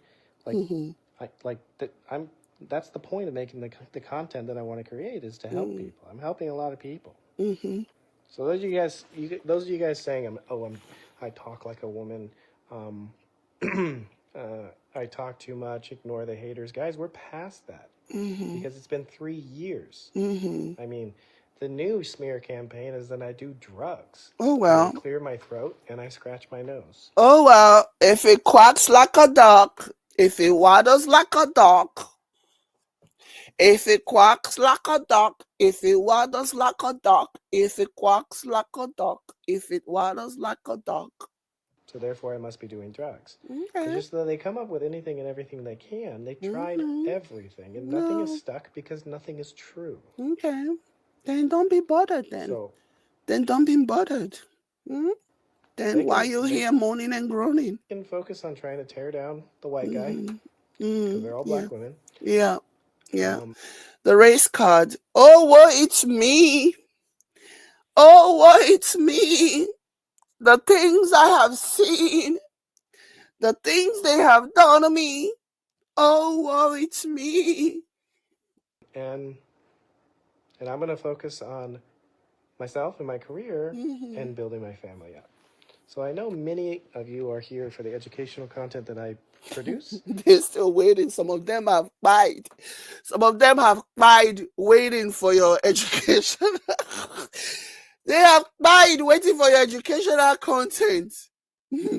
And I'm very much working towards that. I obviously Mhm. had to move. I have some health issues that I'm dealing with. Oh my God, I know. You have all the troubles. Oh, what I've seen. The troubles I've seen. Only you. The weight of the world is on your shoulder. Hi, Joyce. I am good. How are you? The weight of the world is resting on your shoulders. Oh, have you seen the troubles I've been like oh my goodness, the troubles that you have been, the weight of the world is on your shoulders. The weight of the world is on your shoulders.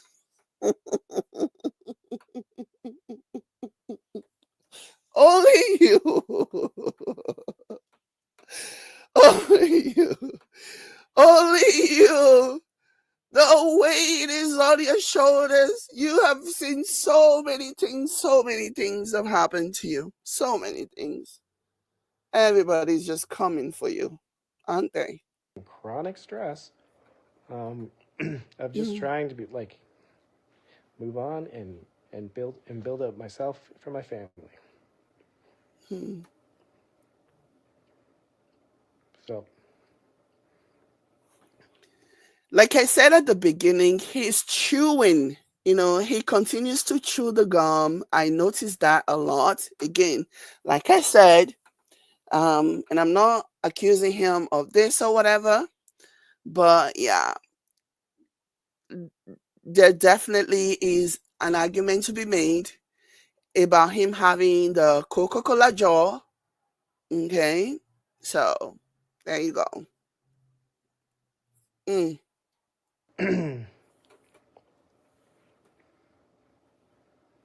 that's right. You have to help yourself before you help others. That's pretty much what I've been focusing on the last 6 months. Mm-hmm. Been focused on it for a long time. There's just so much noise. You Mm-hmm. know what I mean?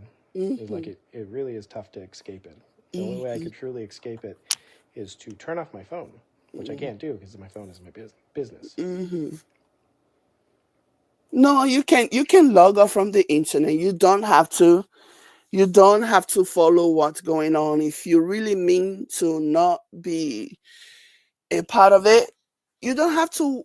And this is another Delulu thing that he does, pretending as if, oh, he doesn't have a choice. We all have a choice. You can actually choose to remove yourself from the situation.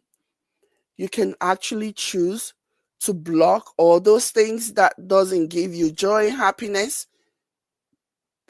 That way you don't see. Okay. That way you don't see, you don't get those things there. And that's the thing that the social media algorithm is good at. It's good at curating. It's all about you, is what you want. It's good at curating your content in a way that you see what you want to see and you avoid the ones that you don't want to see. But a typical narcissist would want to see everything because they also want the opportunity. A typical narcissist is an attention seeker who wants an opportunity to see things so that he or she can react to it, and that's what's going on basically. The white card?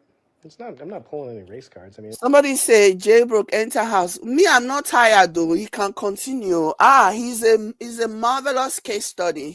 My job here is to educate all those people who seem to be delulu into thinking that interracial relationship is all it's cracked up to be. So he's a perfect case study for those people because there are so many people who are currently inside inbox or inside dating apps with the aspiration to be in an interracial relationship. They need to see he should stay out. He should never come back. Like, no, please continue to make video because you are a social experience. Sorry, you're a social experiment, and people need to be able to spot the red flags and compare it to what their relationship is like to see if they want to get involved. So please continue to do videos like this. I love it. I love it. I love it. I love it. And then I will react to it whenever I have the time. I may not be able to react to it on the same day that you did it or 2 days later, but if it is something that I will find as a teachable moment, I am going to react to it. So by all means, continue. like just look at the facts. It's all African. So somebody basically in the comment called him out for race baiting, I think. The white card? It's Yeah. not. I'm not pulling any race cards. I mean, Yeah. like just look at the facts. Yeah. You are pulling the race cards. You can own it, you can admit it. I mean, I don't know. It's all African women Mhm. that are doing this. Mhm. I'm white. If I Yeah. was a black man, would they be doing this to me? Probably not. Yes, they would. Yes, they would. Yes, they would. Yes, if you were. Hold on, hold on, guys. Yes, they would. If you were, if you, it doesn't matter the race. If you are a POS and you are a psychopath, it doesn't matter your race. They for sure will. But it's Trump era now, and all the white men, all the Oyinbo men, they feel like emboldened, and now they are playing victim, and now they are acting as if the system is rigged against them. So yeah, that's where we are currently. I mean, I hate racism. Hate it. Yeah, Like, yeah. but it Pandering. You hate racism. Don't worry. The women that you like, the skin folks women that you like, the skin folk women that you are pandering to, they also don't like black. They also don't like African women. Okay, the skin folks women that you are pandering to, because now you're throwing African women under the bus.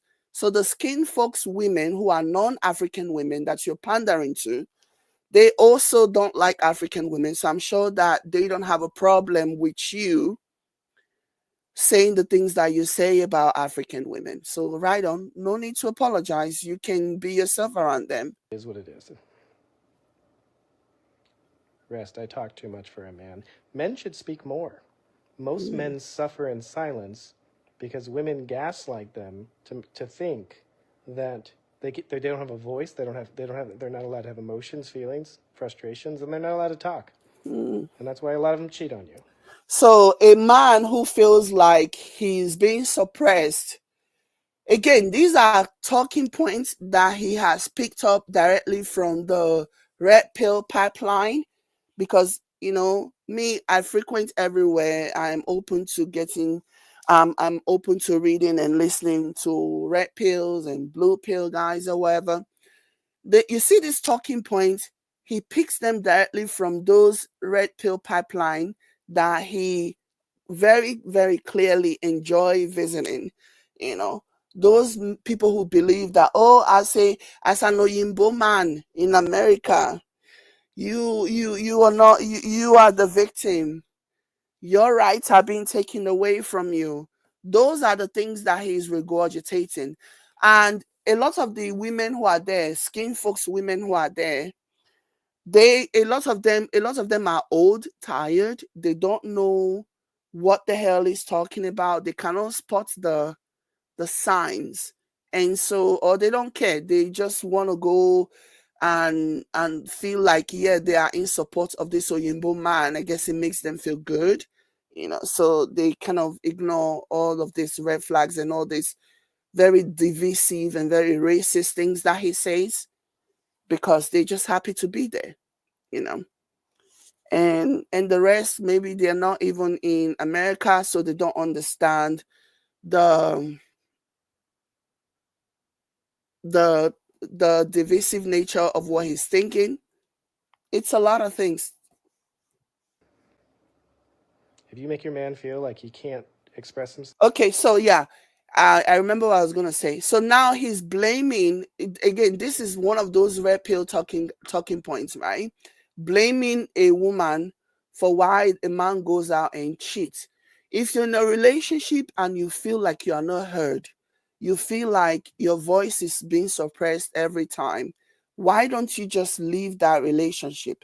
Why must you go and cheat and risk not only infecting yourself, like I don't care what you get infect with yourself, but why risk infecting somebody else with a disease, or why put them through emotional torture, since you are too like fragile to speak about what is going on in your life, since you're too fragile to talk about, come on guys, hit the like button please, since you're too fragile to talk about things that are making you unhappy in the relationship, communicate that and hopefully get some type of resolution. But instead you go out and cheat. So if your man is being if you're suppressing your man, instead of him to remove himself from that toxic relationship, he goes out and cheats and then come and blame you for it. Got it. can't can't have emotions, feelings, and express his frustrations, then he's just going to cheat on you and find it somewhere else. Because men love unconditionally, women love conditionally. So, anyways, um, so yeah. Can I get someone to do chiropractic on me? I could. Um, I need to. There's just not a lot. I'll be, if I'm just going to be blunt, there's not a lot of good chiropractors in LA. Yeah, because you're the best. Oh God.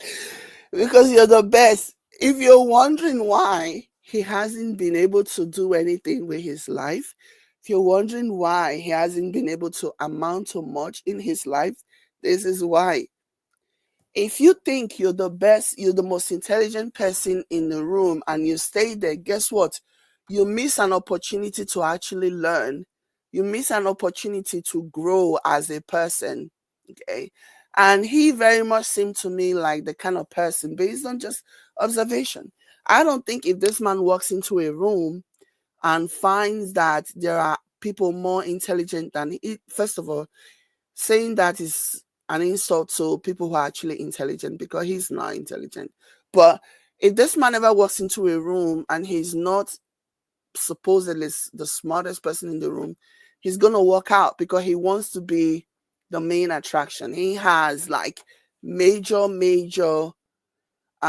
lead character, uh whatever. I don't know why. Mm-hmm. There's a few like there's a few decent ones, but I mean I'm used to a little bit better Mm, quality. And the mm. ones that I've tried to trade with here and that kind of stuff, it just ends up in me not just being satisfied with my own treatment. I'm sure.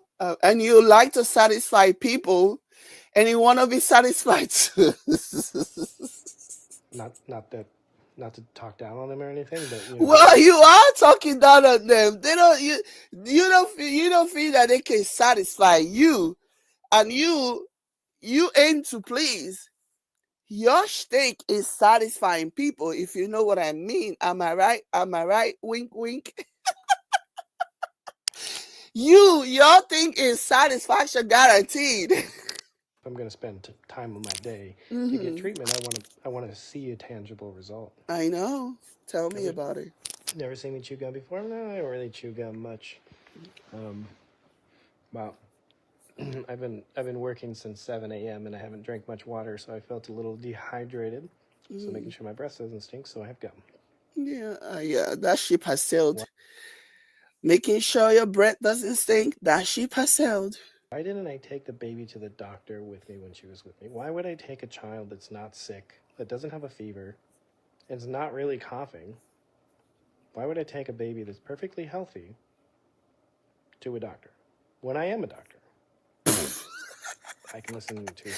This man literally has, in total, 5 years of education, and he's claiming he's a doctor. Actual doctors all over the world are rolling. That's barely enough time for actual doctors to graduate, okay, from the university before they even go into medical school. That's like 4 years, okay, of a 4-year degree, and then 1 more year of medical school. That's all the education that this clown has. But somehow he is saying that he's a doctor.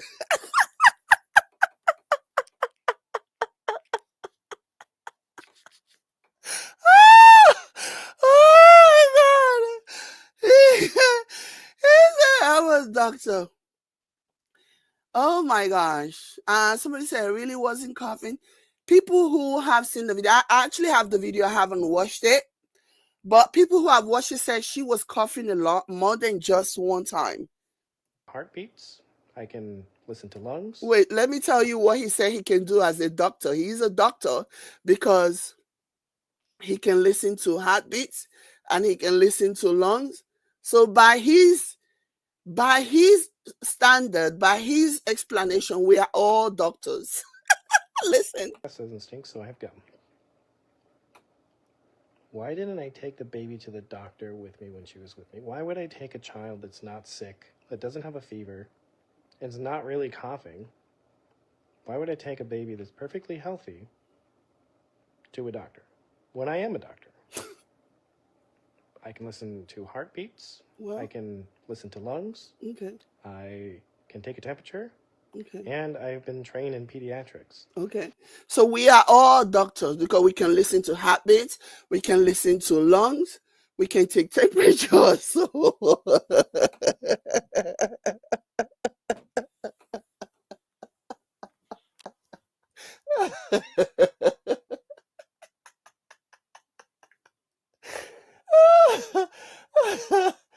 Oh my gosh. So there you have it, folks. That's all you need to become a doctor. As long as you can take temperature and listen to heartbeats, that's all you need.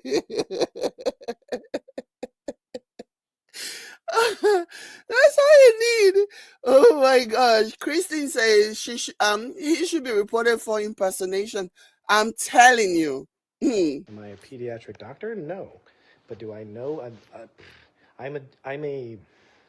I'm literally a primary healthcare physician. Oh my meaning gosh. I don't need referrals from other doctors like MDs to see patients. People can see me for any condition under the sun without a referral.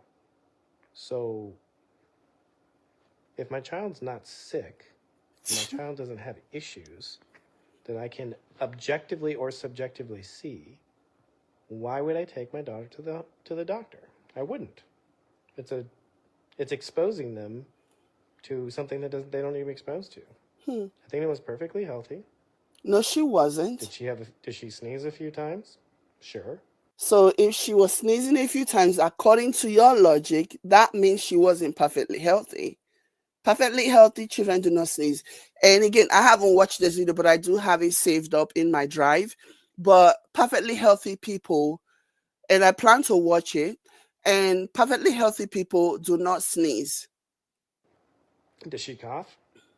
Not really. Nah. Joyce says that child was coughing right through the door when they entered their mother's house.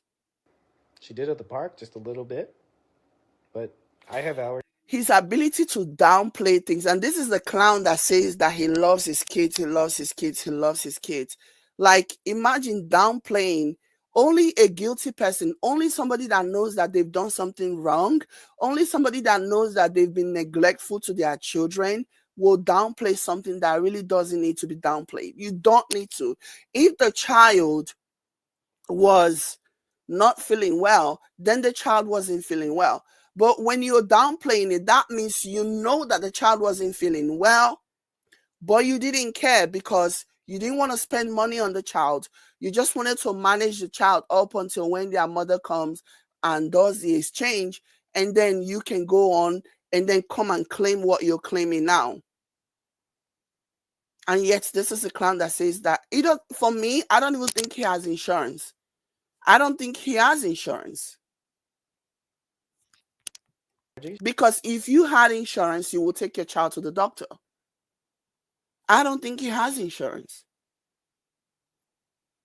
She probably has allergies. It's not really something to take the kid to the hospital for. So, I mean, and plus, at the end of the day, remember, I am a primary healthcare physician. I'm a doctor. So you can, oh my gosh, oh my gosh, oh my gosh. You're a primary healthcare physician. Really? Listen to what he said. Like, this cracked me up so bad. This cracked me up so hard. So, I mean, and plus, at the end of the day, remember, I am a primary Remember, healthcare physician. I am a Dr. Justin Dean. you're not a primary you're not a primary healthcare physician. You are a chiropractor. Okay, you have a total of 5 years of education. Barely have enough time for a doctor, for an actual doctor, to finish their undergrad. The average not even the average, a real doctor, a real primary care physician, do you know what they do? They go 4 years of undergrad, and after that they go another 4 years of medical school. And then after 4 years of medical school, they go 3 years, depending. Sometimes it can even be longer. Okay, doing their practical. That's on the average. And then when they finish from their clinical, then they will, if they want to be like just like family doctor, whatever, like the general practitioner, like the ones that you see when you have a family doctor, then they can stop there. But if they want to focus on more, if they have a discipline that they want to focus on, for example, they want to be in surgery, they want to be like neurosurgeons, or like a pediatrician or whatever, then they have to go to another average 3 years. By the time a doctor is done with school, sometimes it takes about 16 years. It takes about 11 to 16 years, because you do your 4 years of undergrad, you do your 4 years of medical school, you do your 3 years of clinical studies, clinician. That's when you go to the hospital and actually work, and that's 3 years. Okay, so that's 11 years. When you finish from that, if you want to focus on something more in depth, if you want to focus on, maybe you want to be, for example, a neurosurgeon, you want to be like a heart doctor, you want to be whatever, then you then go back to school and studying even more for that. This man has a total of 5 years. That's barely enough time. That's barely enough time to even, that's like 4 years of undergrad plus 1 year in medical school, 5 years. You still have 3 more years to go before you even finish medical school. And this man is running around and calling himself a primary care physician, a doctor. I am Dr. Justin Dean.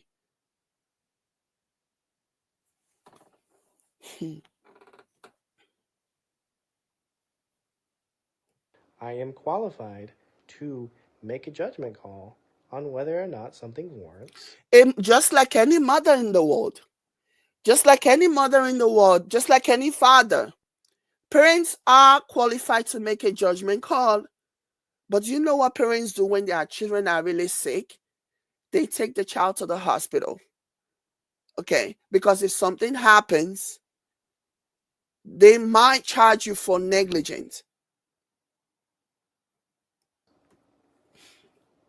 A hospital visit. And while she was with me, there was no need for it. If that, now I'm not saying that I absolutely agree. Hi, Sean. Sean says, hi, Jade and everyone. Unfortunately, these are the same idiotic type of people in charge of the country right now. JD have an impoverished mindset and he believes his own lies. Absolutely. Absolutely. Serious. Heavy on the impoverished mindset. Everything is major to him. Look at him sitting in a very bland, very basic theater room in somebody's home, and he's acting as if he has seen something that he has never seen in his entire life before. Very, very true. Heavy on the impoverished mindset. Yeah. Yeah. that situation didn't change 6 hours later, which is what can happen with kids. But while she was with me, there was absolutely no justification. Kristen says maybe they call him doctor in Oregon. He doesn't even need them to call him a doctor. He calls himself a doctor. So, yeah. No indications, because she wasn't sick. Okay? And if she has allergies, you have to be exposed to an allergen to have an allergy attack, to have asthma. If you're not exposed to an allergen, you're not going to have asthma. That's how it works. Norama FA says, we don't suffer. It's an insult to actual medical doctors and GPs out there. This bone cracking, massaging, idiotic, stupid person is misinforming people. Kai, we don't suffer. I take it that you are a doctor, Norama. Oh my gosh. Yeah.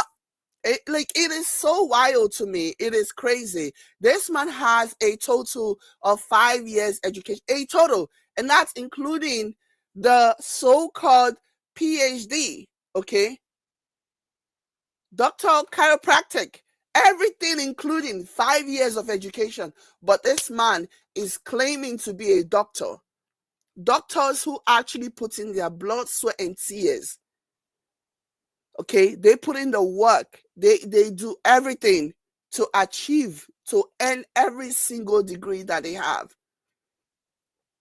This one with his 5 years total education is calling himself a doctor, a primary care physician. So obviously there was nothing at my home or at the park that was. So now he's insinuating that whatever happened when the kids got to their mother's place, even though there are people who have continued to say that the children were coughing, like she was coughing, even while they were at the park, a lot. Causing a histamine, which is what causes, He knew he bungled that word and then he laughed. Like he's so stupid. Like, oh gosh. Oh my gosh. Thank you so much, Joyce. Thank you for the super sticker. Thank you so much, my darling. I appreciate you. allergies response. So why would I take my kid to the hospital when they're perfectly fine and there's no indications of need? So why? At the end of the day, all these women on here being like, you should have took your kid to the doctor. The doctor. I am a doctor. I have a He's like, I am a doctor. Oh gosh. Justice for real doctors out there. Oh. Justice for actual doctors out there. Justice for actual doctors. For somebody with a total of 5 years education to be claiming to be a doctor, misrepresenting himself as a primary care physician, it's painful. Okay, it's painful. doctorate degree. I am more qualified than you to determine if my kid needs to go to the doctor. That child's been sick for a month? No, she hasn't. If she has allergens, she's only going to have allergy responses when she's exposed to an allergen, which she is not exposed to at my house. And if she was, I would make changes. And it's not that we should blame anyone if she's exposed to an allergen. Sometimes you don't even know what causes it. It could be dust, could be pollen in the air because of the time of the year. It could be freaking glue in the wall. It could be lots of things. There's no need to point fingers. But the fact of the matter remains, when she was with me, there was no indication that she was having any sort of asthma or any sort of histamine response. So therefore, there was no need to do anything. No, I'm not a medical doctor. I'm a doctor of chiropractic. But the key word is doctor of chiropractic. Look at No, keyword is not a doctor of chiropractic. You Oh my God. First of all, there is a strong debate. There has been a very strong debate for decades about whether or not chiropractors should even be called doctors because of just how different, the practice is when you compare that to actual doctors who go through extensive training, years and years and years of training, on average 11 years. And that's if you just want to graduate and focus on being a general practitioner. Okay, it'll take you 11 years for you to be, and to be just a regular doctor, to have like a practice or whatever. And it takes even longer if you want to focus on a particular discipline. You have to go back to school for years and years and years. So imagine, so it's not the same. Just because you have a doctor by your name, beside your name, does not mean, okay? My hope, I say this every year, but this year, I hope this is finally the year that I eventually finish my PhD.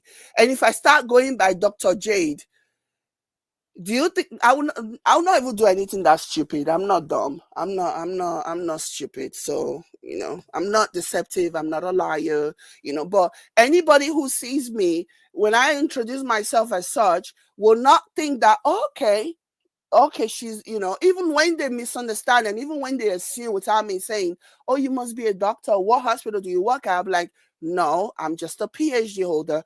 I am not going to come out here and claim that I am some type of a primary care physician. That is stupid. Just because you have doctor in your name does not mean there are people who are granted honorary doctorate degrees. So because they have doctor in front of their name, does that mean that they are also doctors? They can prescribe medication. They can assess. Like, that is so crazy and so wild to me.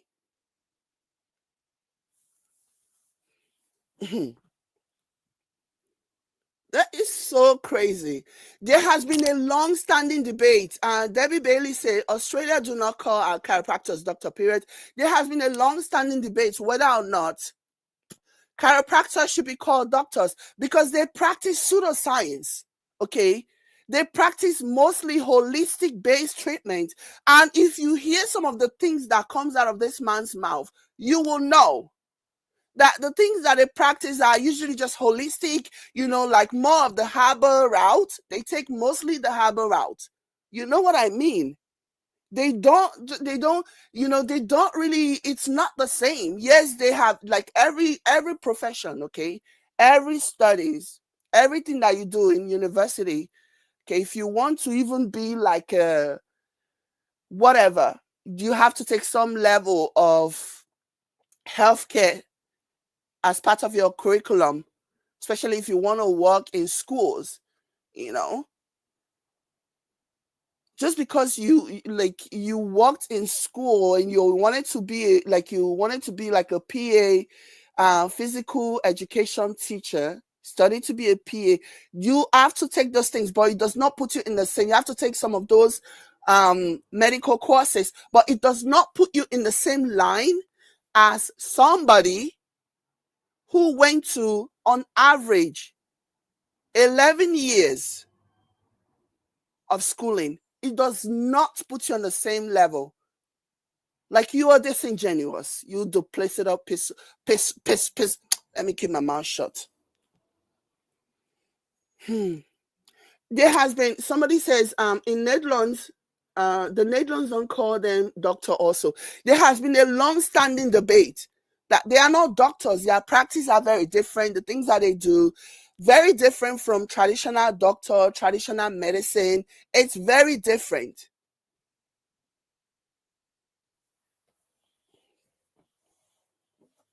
But because this one has a PhD that gives him the title of a doctor before his name, he thinks he can go and cure, he can perform heart surgery. That's where we are right now. Like, he thinks he can perform heart surgery.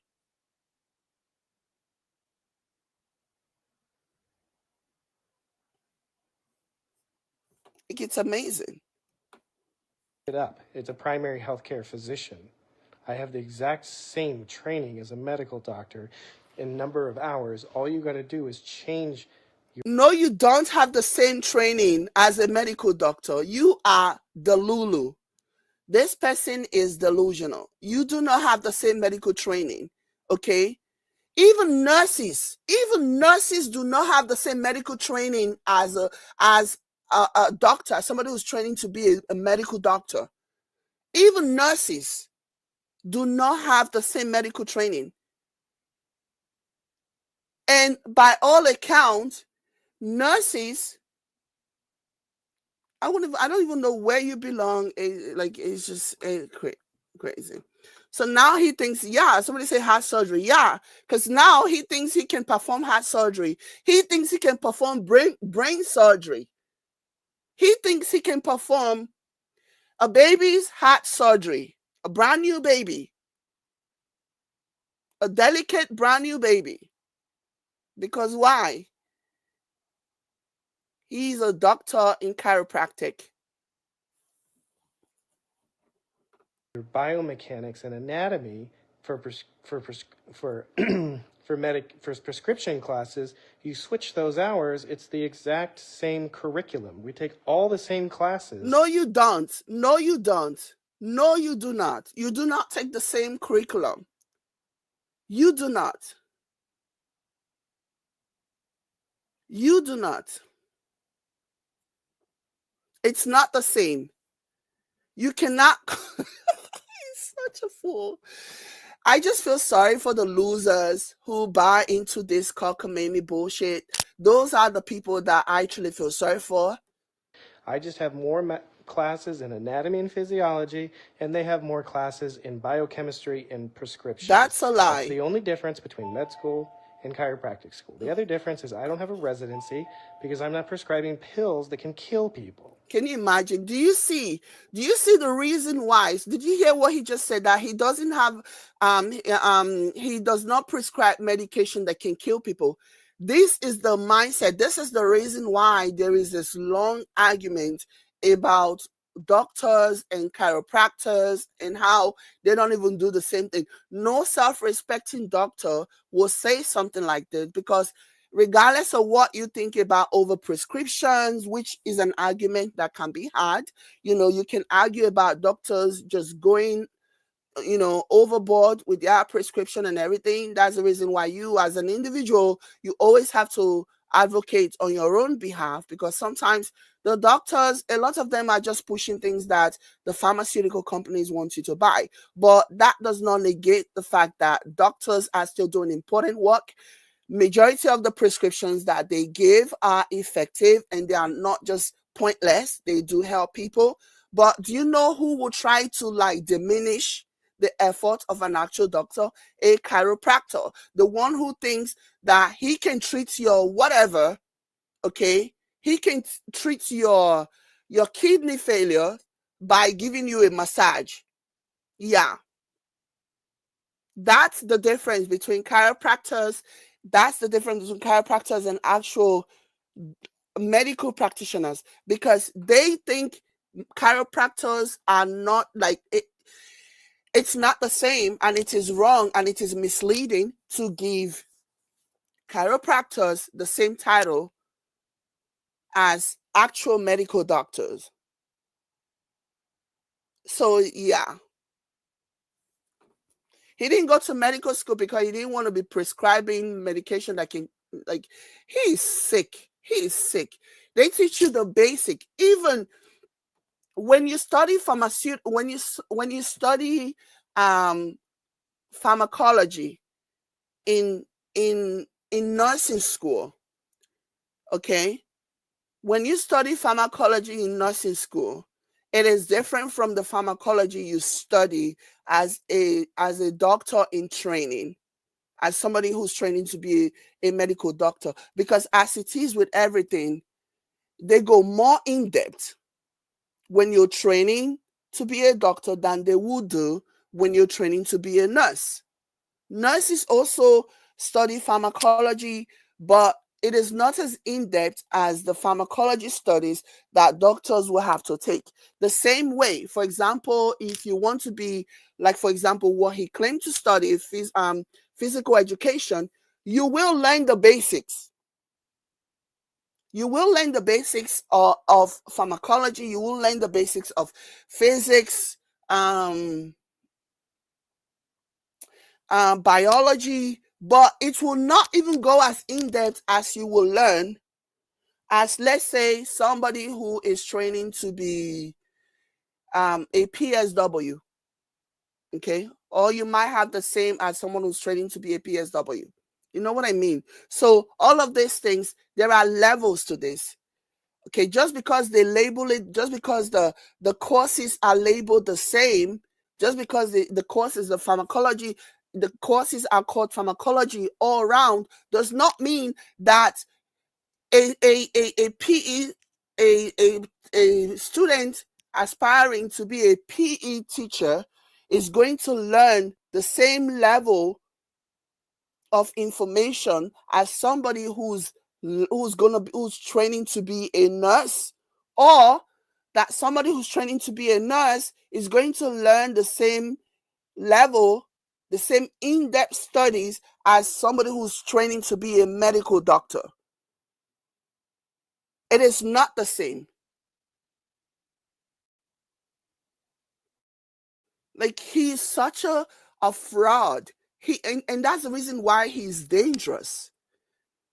And that's the reason why I will never say, oh, let's stop talking, or anybody that says, oh, let's just ignore him. No, I will not ignore him, because he's a dangerous person. He is a dangerous person. And he needs to be called out. People need to know that this person is a danger.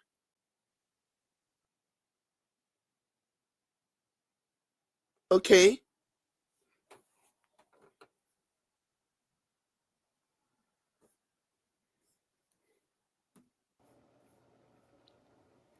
Okay, that is the difference. Look it up.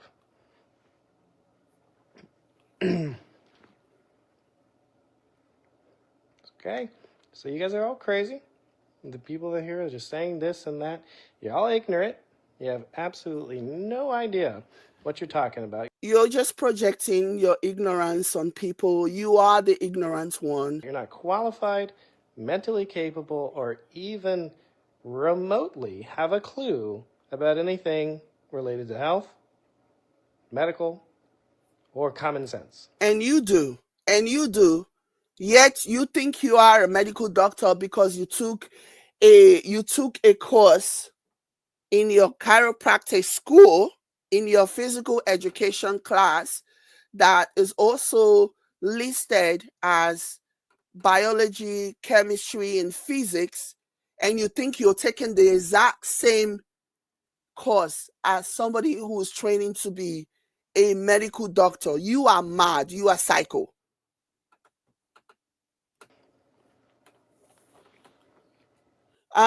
Joy says, please don't ignore him, Jay. Please, I will not. So because what he's doing is pushing false information and endangering lives. That's basically what he's doing. He's endangering lives, and people need to know that he is endangering lives. It's like somebody who studied physics, biology, and chemistry in high school want to come and claim that they have enough knowledge to be a doctor, like, because doctors also study biology and chemistry and anatomy. You think it's the same? Why do I have to respond to everything negative? I don't have to respond. It's just getting out of control. And it's like these people are like, if I don't stand up to this kind of behavior, they will do it to other people and think it's okay.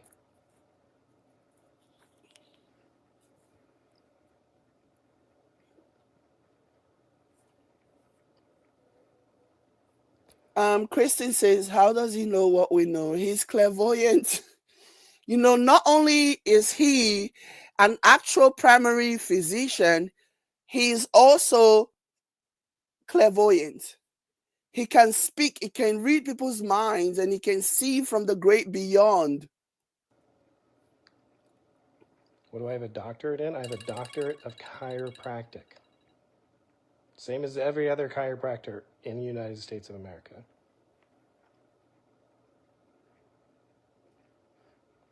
My diploma was, look back at my previous content. My diploma is literally hanging on the wall. And I have a bachelor's in human biology and a bachelor's in education. I have 3 degrees. I don't know how you do it, Justin. They're nuts. I don't know how I do it either because I've been doing it for 3 years, and unfortunately, it just is like.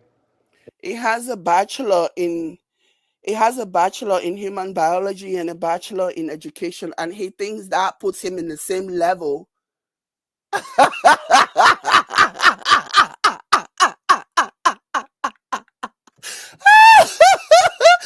Cardi says, Jade, I took psychology in 6th form. Am I a psychologist? I'm telling you, but according to Peggy, you are a psychologist. Okay? According to Peggy Cardi, you are a psychologist. Don't let anybody tell you anything different. Don't let anybody confuse you. Don't let anyone tell you that you are not a psychologist.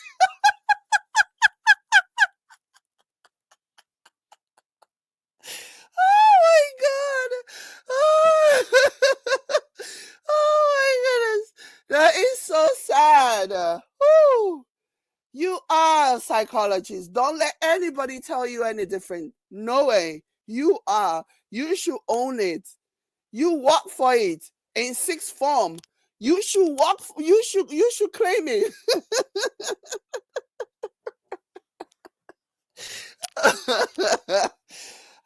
God, I beg, oh, this life. This man has a total of 5 years, including the so-called PhD, and he's passing himself off as a physician. It's just a state of normal now. It's just a normal thing for me to deal with these people online that have nothing else to do but to just try to ruin other people's day. It's become a culture of hate. And That you Facebook will do nothing about perpetuated. it. A culture of hate that you perpetuated. You started all of this.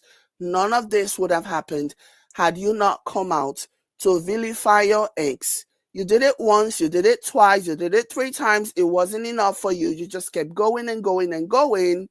And then when she fought back, you decided that you were going to get all of the winches who have been driven out of their country one way or another. All the witches that have been driven out of Nigeria one way or the other, you decided that you were going to like collect them, bring them all, create a group with them, and have all of them come for your ex, because your effort to destroy her did not work. And so you decided that you were going to solicit, bring all those witches that were driven out of out of Nigeria. You decided you were going to get them all together, get them all in your inbox, so that you guys can all plot together. Both the witches that were driven out of America, society, driven out of everywhere. You decided you were going to get all of them together to do the dirty bidding that only you couldn't do. Yeah, this was all your fault. You are the architect of everything that you see right now. You do not start something and then moan and groan when it doesn't it doesn't pan out the way that you anticipated. You do not moan and groan about it. An adult, a man, will take it in stride and be like, oh, well, this was not the end I was expecting.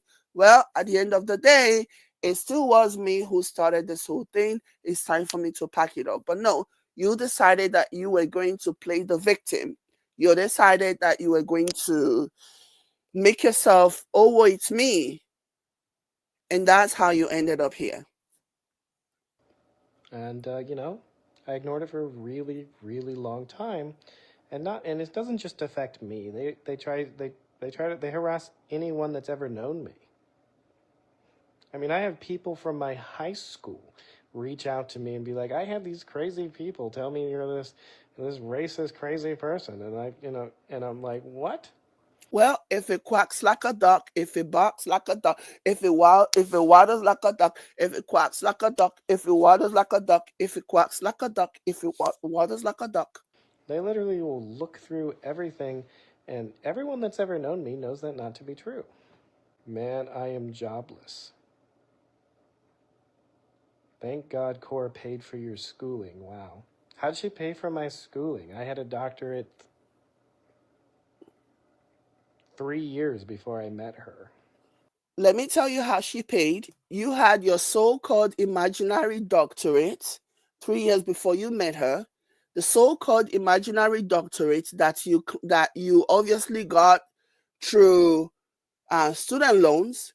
The student loans that you claim that you and your first ex-wife accrued on account of your first ex-wife not believing in paying off student loans. And so you have student loans from before you met her that she paid for. That's how she paid for your education. Hope that clears things up in case you forget, because you yourself have said, you have even bragged that you're not going to pay student loans. You're just waiting for the government of the day to come and basically sort things out for you, to come and forgive your loans, when you've not even shown good faith effort that you want to pay, that you recognize that the loan is yours and you want to pay it off, that you've even made attempt to pay, other than the time that your ex-wife paid, your second ex-wife. Okay. So yeah, that's how she paid. Just because you went to school, a lot of people are on student loans. Okay. A lot of people are on student loans. So just because the government make provisions for you to like be able to like pay for school and then pay back, and then when you met Cora and Cora started making money, she ended up paying your student loan debt, paying some of it. You told her that you had accrued $250,000 in student loan debt. She said she gave you $40,000 towards your student loan debt. That's how. If she said she paid for my schooling, she's a liar. If she said she paid any bills at any point that she ever knew me, she's a liar. Sure. That's what she does. She lies for money. Sure. Thank you so much, Jay Shelby. Oh, thank you. Jay Shelby say, in support of the best show ever. Thank you, Shelby. I appreciate the stars. Thank you. I do my best to tell the absolute truth no matter what, even when it's used against me. No, you do. You don't tell the truth. You are a liar, and this is based on my opinion that you are actually a liar. You know, just because you claim to tell the truth does not mean that you do tell the truth. I have heard a lot about you to conclude that you are a liar. You do not tell the truth a lot, in my opinion.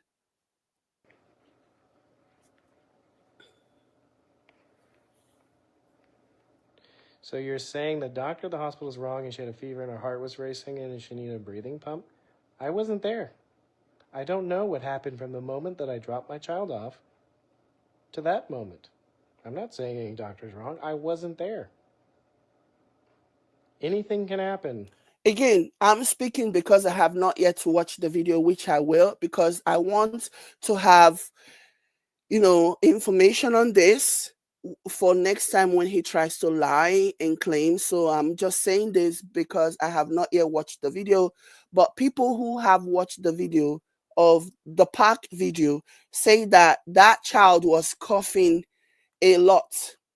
Okay. They say the child was coughing a lot.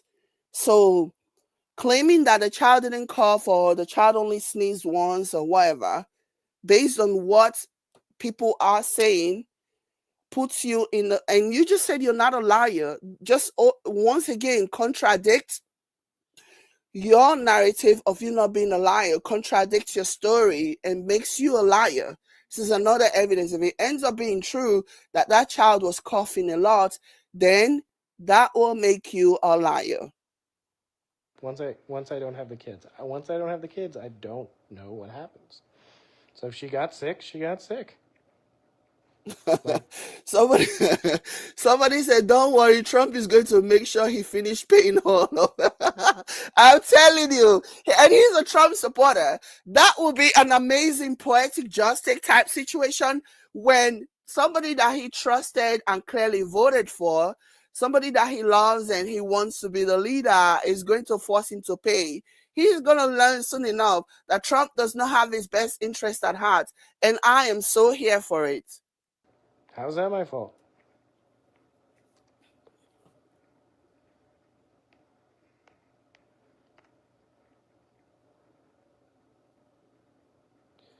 I mean, I mean, anyone with more than I would say, common sense or a high school education can see if you have an asthma attack, you're exposed to an asthma, you're exposed to an allergen, and you have an asthma attack and you have a difficulty breathing. Never happened at my house. But does the child have asthma? I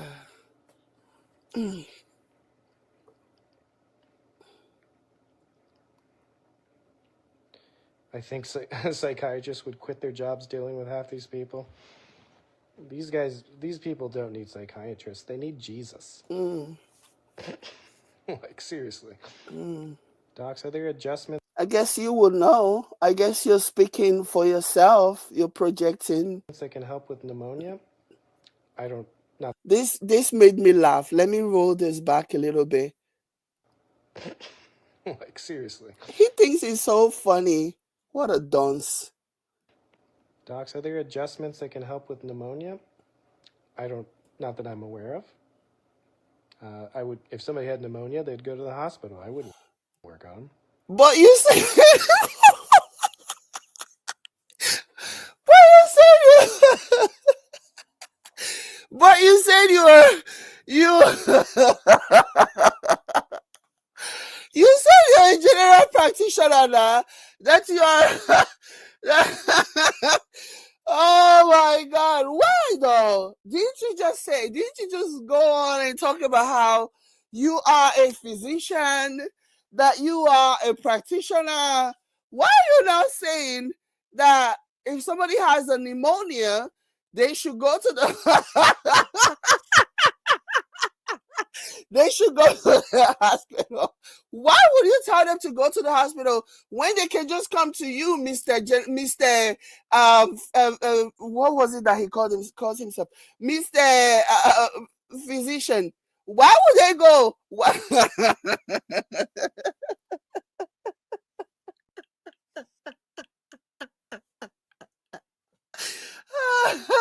Why would they go? Tell me why they will go and see why they will go to a hospital where they can just come to you. Remember, you can. What was it that he said?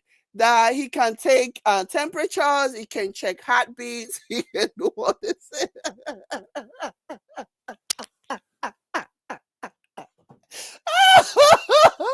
Oh my God! Why is he taking it so personal? The person wants to know if you can if you can massage your pneumonia away. They want to know if you can massage your pneumonia away. And you're telling them to go to the hospital. No, you must treat them because you are a physician. You are a health practitioner, a healthcare practitioner. You must treat their pneumonia. When he said this, I laughed so hard. Oh my gosh. No, no, no. You must treat their pneumonia. You are a healthcare practitioner. You must treat their pneumonia. Doctor.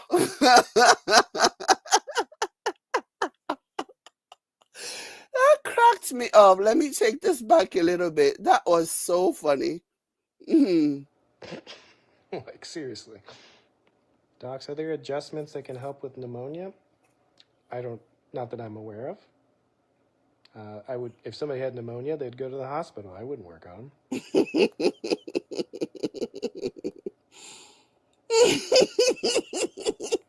You will walk on them. Oh. She was coughing in the park? Yeah, she coughed a single time. So what? Does that mean I need to panic? Call the ambulance? Take her to the hospital? When she ran to the park, climbed up the slide, went down the slides, spun on the spinning things, and had an absolute meltdown because she couldn't get on the swing? Is that what you're saying? Because of a single cough, I should call the ambulance, have the fire trucks come. My child coughed one time. My God. Like, come on, people. They need exorcisms. They do. I mean, they're obviously, demons, I believe in demons. And, I believe. Exactly. Somebody says, I thought he said he's a doctor, so why can't he tell them what to do for pneumonia? It's not just allergies. Exactly. It's not just allergies that causes asthma, and not just allergies that triggers an asthma attack. He's a loser. This is the reason why, he needs to be called I believe in out. dark forces. I believe in dark spirits, dark entities. Never used to, but I do now. Mm-hmm. And here they are. Congratulations. Good for you. 911, my child is coughing. Mm. Please. bring everyone. Like, you're just making a fool of yourself. Like, you think you're owning all these people who are saying things about you, but ultimately you're just exposing your foolishness. You're just exposing your stupidity. You're just exposing your delusion of grandeur. That's all you are doing. You're exposing yourself as a liar, you know. Why did I edit the video where it showed her coughing uncontrollably? I just cut that thing up. I wasn't really scrutinizing like that. Uncontrollably? You were there? She was coughing uncontrollably.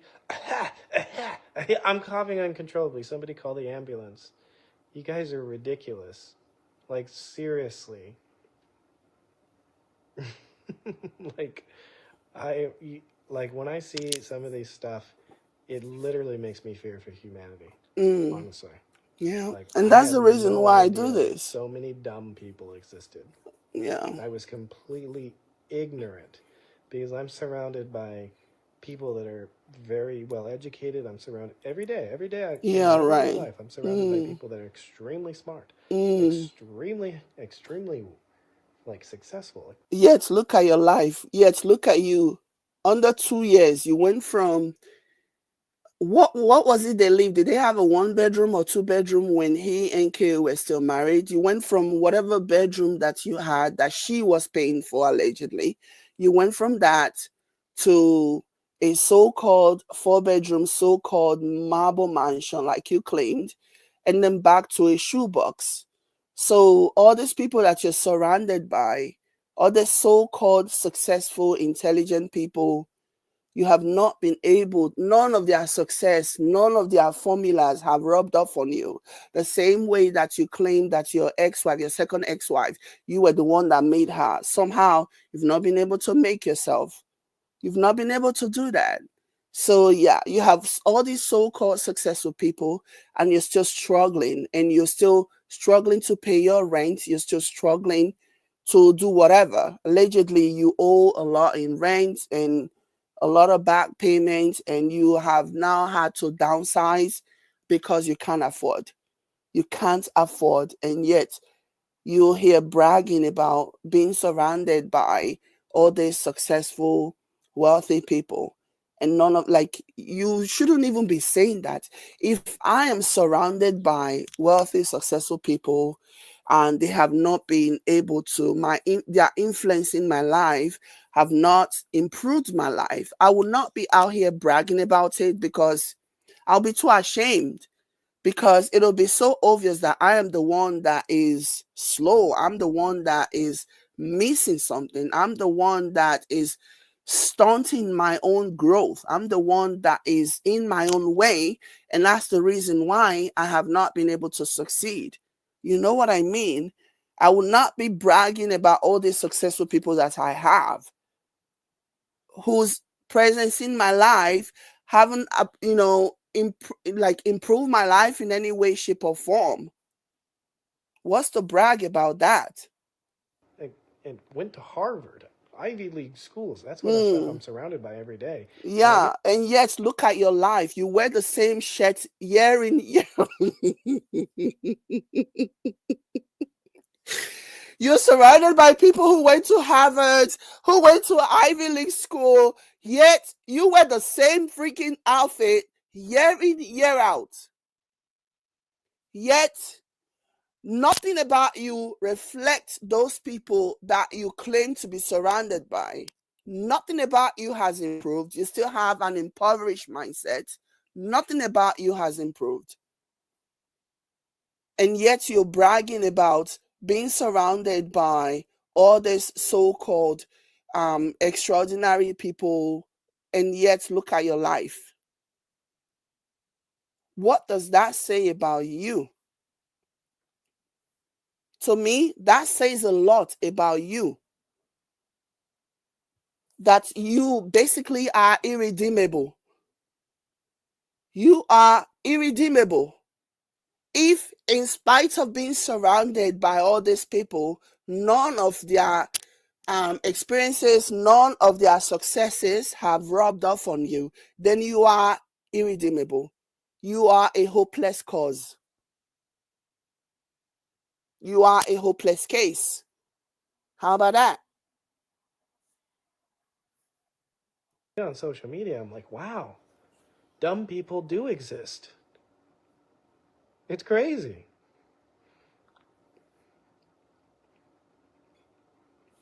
Like, you're surrounded by all these people that you claim to be surrounded by. You wear the same shirt, the same outfit, if not because they started calling you out on the red Valentine's Day shirt that you wear every Valentine after your second ex-wife. You probably would have worn that same red this Valentine's Day. The same red shirt that your second ex-wife bought for you, that you were wearing, you wear it for Christmas and you wear it for Valentine's Day. Because both holidays require you to wear red, or for Christmas you can wear green, so you recycle that. Nothing about you has improved. Your life has not improved. Nothing. And this is in spite of all the so-called amazing, wonderful Ivy Leaguers that you surround yourself by. No change in your life. Nothing. Because you are irredeemable. That's what that tells me as an outsider looking in. And I'm hearing you talk about all these people, and I've known you for a number of years, and I'm watching you talk about all these so-called wealthy billionaires and top celebrity, A-list celebrities that you supposedly hang out with, yet there is no improvement in your life. Like, you literally downgraded. In the past 2 years, like you downgraded. You downgraded. So what are you talking about? Huh.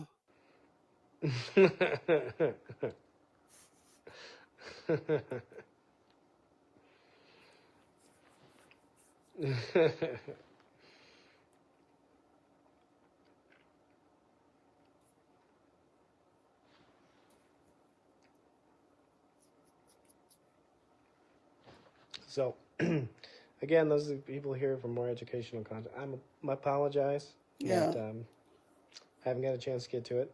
Yeah. Those of you waiting for educational content, hold your breath, okay? It's going to come. Just keep holding your breath.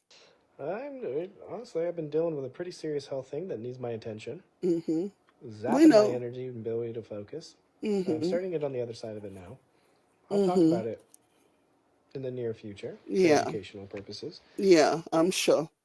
because it seems like my entire life is educating people, How which is nice. right along with my mission statement. So, and Congratulations. Well, but yeah, no, yeah, for sure, definitely.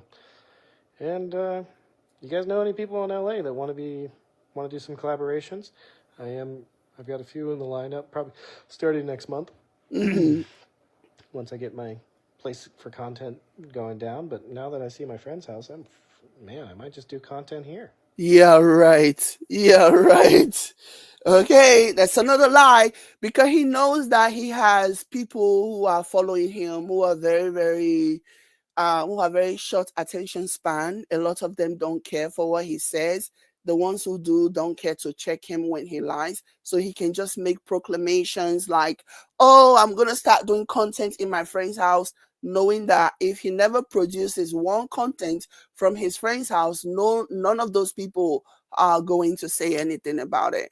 So there you go. And he can just make all these promises that he never keeps. How many promises has he made? Like he literally was just there talking about how I'm so sorry, I promised educational content and I've not been able to deliver. This man has had ample amount of time to produce those so-called educational content. He has not produced, okay? Not in the way that he has talked about it. But he knows that the minions who support him don't care. So he can make this and make this proclamation about how, oh, he might just do this content, do educational content from his friend's house. And when they know, like he knows that they don't care if he does or not. I think he's got 8 bedrooms, got plenty of room. I'm sure, yeah, where you can fumble and fondle and do all kinds of things. Sure. Some of these people aren't worth your time. But no, they're not worth my time. But the problem is that they're so prolific, and they're so They're consistent so what now? They're so prolific. Okay. that it's They're creating a so hate army prolific. against me based on something that's just not true. Doctor. And you know, like I'm sure there's going to be a documentary about this sometime. The I'm dangers of sure. social media. But we're still waiting for the promise. 2 years ago, you promised us that you were going to be in a documentary. So there's another one now coming. Is this another promise of a documentary? We are yet to see the first promise come to fruition, but yet there's another one. Okay. Good thing that you have people who don't care. Whatever you say, they don't care to check you. They don't care to follow up. They don't care if you follow through. They don't care. And like I know there are psychologists studying my comment section. I Mm-hmm. know that there are Yeah. people. They're studying you. They're studying how one man can be such a liar. They're studying how one man can be such a gaslighter. They are studying you, all right. In universities being like, what the Mm-hmm. is there? I'm Like these sure. people, like Yeah. Yeah. They're studying you. this is like herd mass. They're studying you. It's just too bad you don't know why they're studying you. Not for the reason that you think, but they are definitely studying you. Hysteria, ridiculous.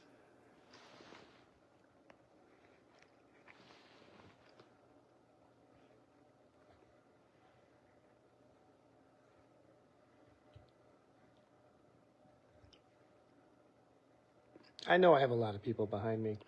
I know, and the loudest people are just the loudest people. The loudest people very rarely represent the majority. That's just the case. Um, Not to throw politics in it, but if you look at the last election, you would have thought by all the news organizations, all the polls out there, everyone thought that it was going to be a close race, and even Kamala was probably going to win. But at the end of the day, people that are the loudest don't represent the majority. Yeah, but we know what happened. We know what went down. You can delude yourself all you want. We know what happened to the election. We know that there was a major rigging that took place and Trump didn't really win, but that's a story for another day.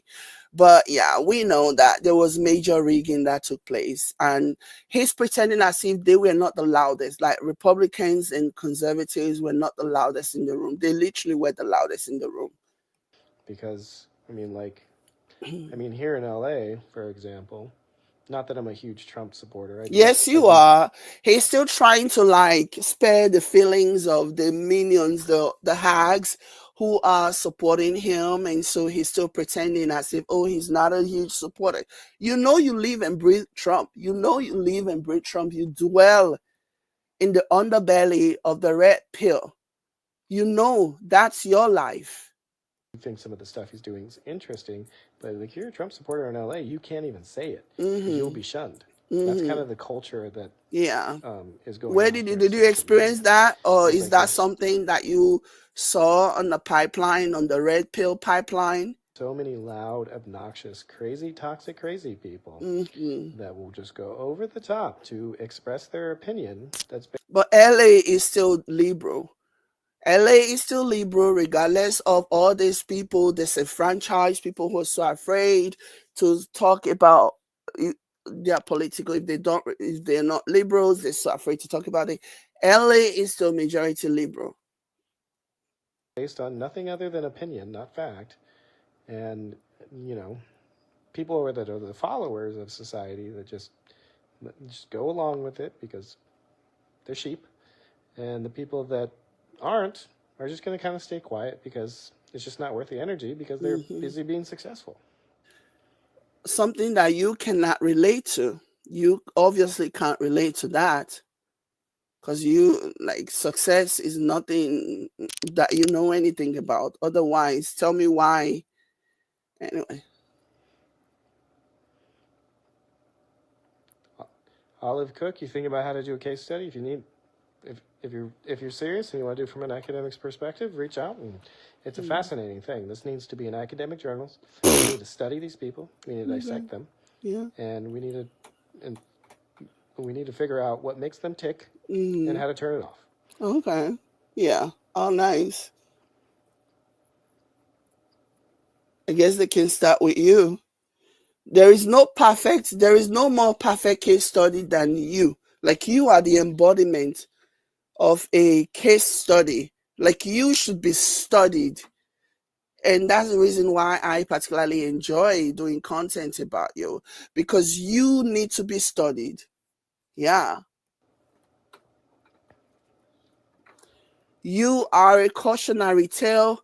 You are something that people need to stay away from. The red flags that is you need to be like blasted all over so that people can know exactly what to avoid whenever they are in a relationship.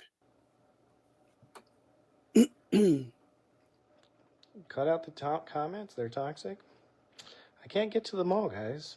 I'm working. I'm on my 5th patient of the day, and I've drove 100 miles today. Yeah, right. This is my time without my kids. This is my time to hustle, grind, make as much money as I can, so that when my kids are with me, I don't have to work as hard. How so I can nice. spend more time with them. Yeah.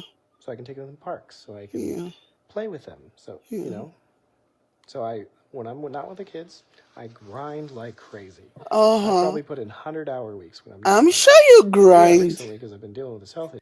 I know you grind. I'm sure you grind. Know what I mean? Wink, wink.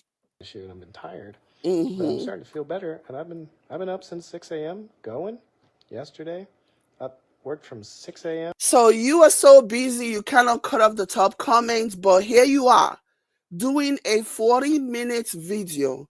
But you're so busy. Again, this is another another just lie and just unnecessary lie.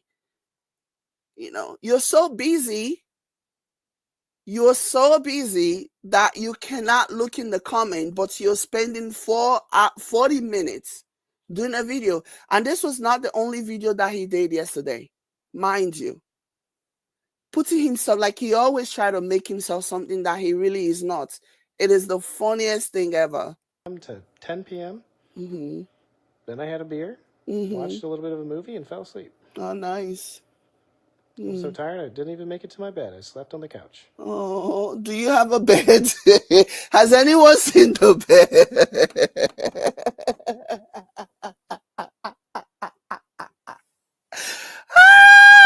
Has anyone seen the bed?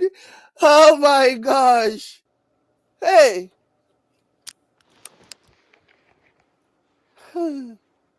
Has anyone seen the bed?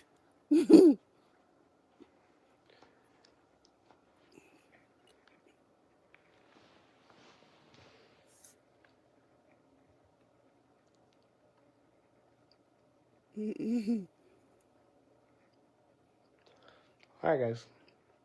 I'm surprised my friend patient is not down here yet. He should be down Yeah, because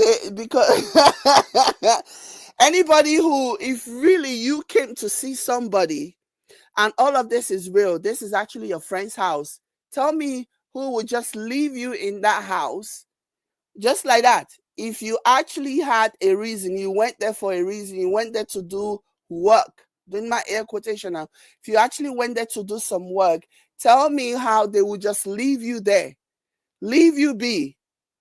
And now he's like, I'm surprised that my friend, my patient, is not coming to check up on me. Oga, we know you, we know what you are up to, but right on. Catch you later. Again, all of you guys that have pulses, that can think and have a heart and a soul, I salute you. Oh, nice. Oh my gosh. Listen, like I said before, there's something wrong with this one. There is for sure something wrong with this one. And yeah, it's crazy. There's something wrong with him. And I like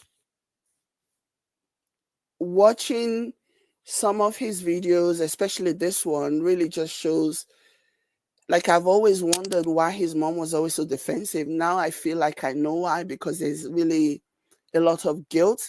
She feels guilty because when he needed her, she was busy traveling to go and see a man that was doing everything possible to get arrested and be put in jail. So she was traveling and she barely had time for them. And and she feels guilt. She feels that guilt that she's the reason why he is the way that he is. Because something is wrong. This is not okay. This man is not okay. He's not well. You know, something is psychologically wrong with him. And I'm not even saying this to shade or whatever. Something is psychologically wrong with him. That's my take. But thank you guys so much for being here. I appreciate you. Thank you so much for the stars and thank you so much for the super stickers. Thank you, everyone. I hope you have an amazing rest of your day. And I will catch you later. Bye. Please like the video. Bye.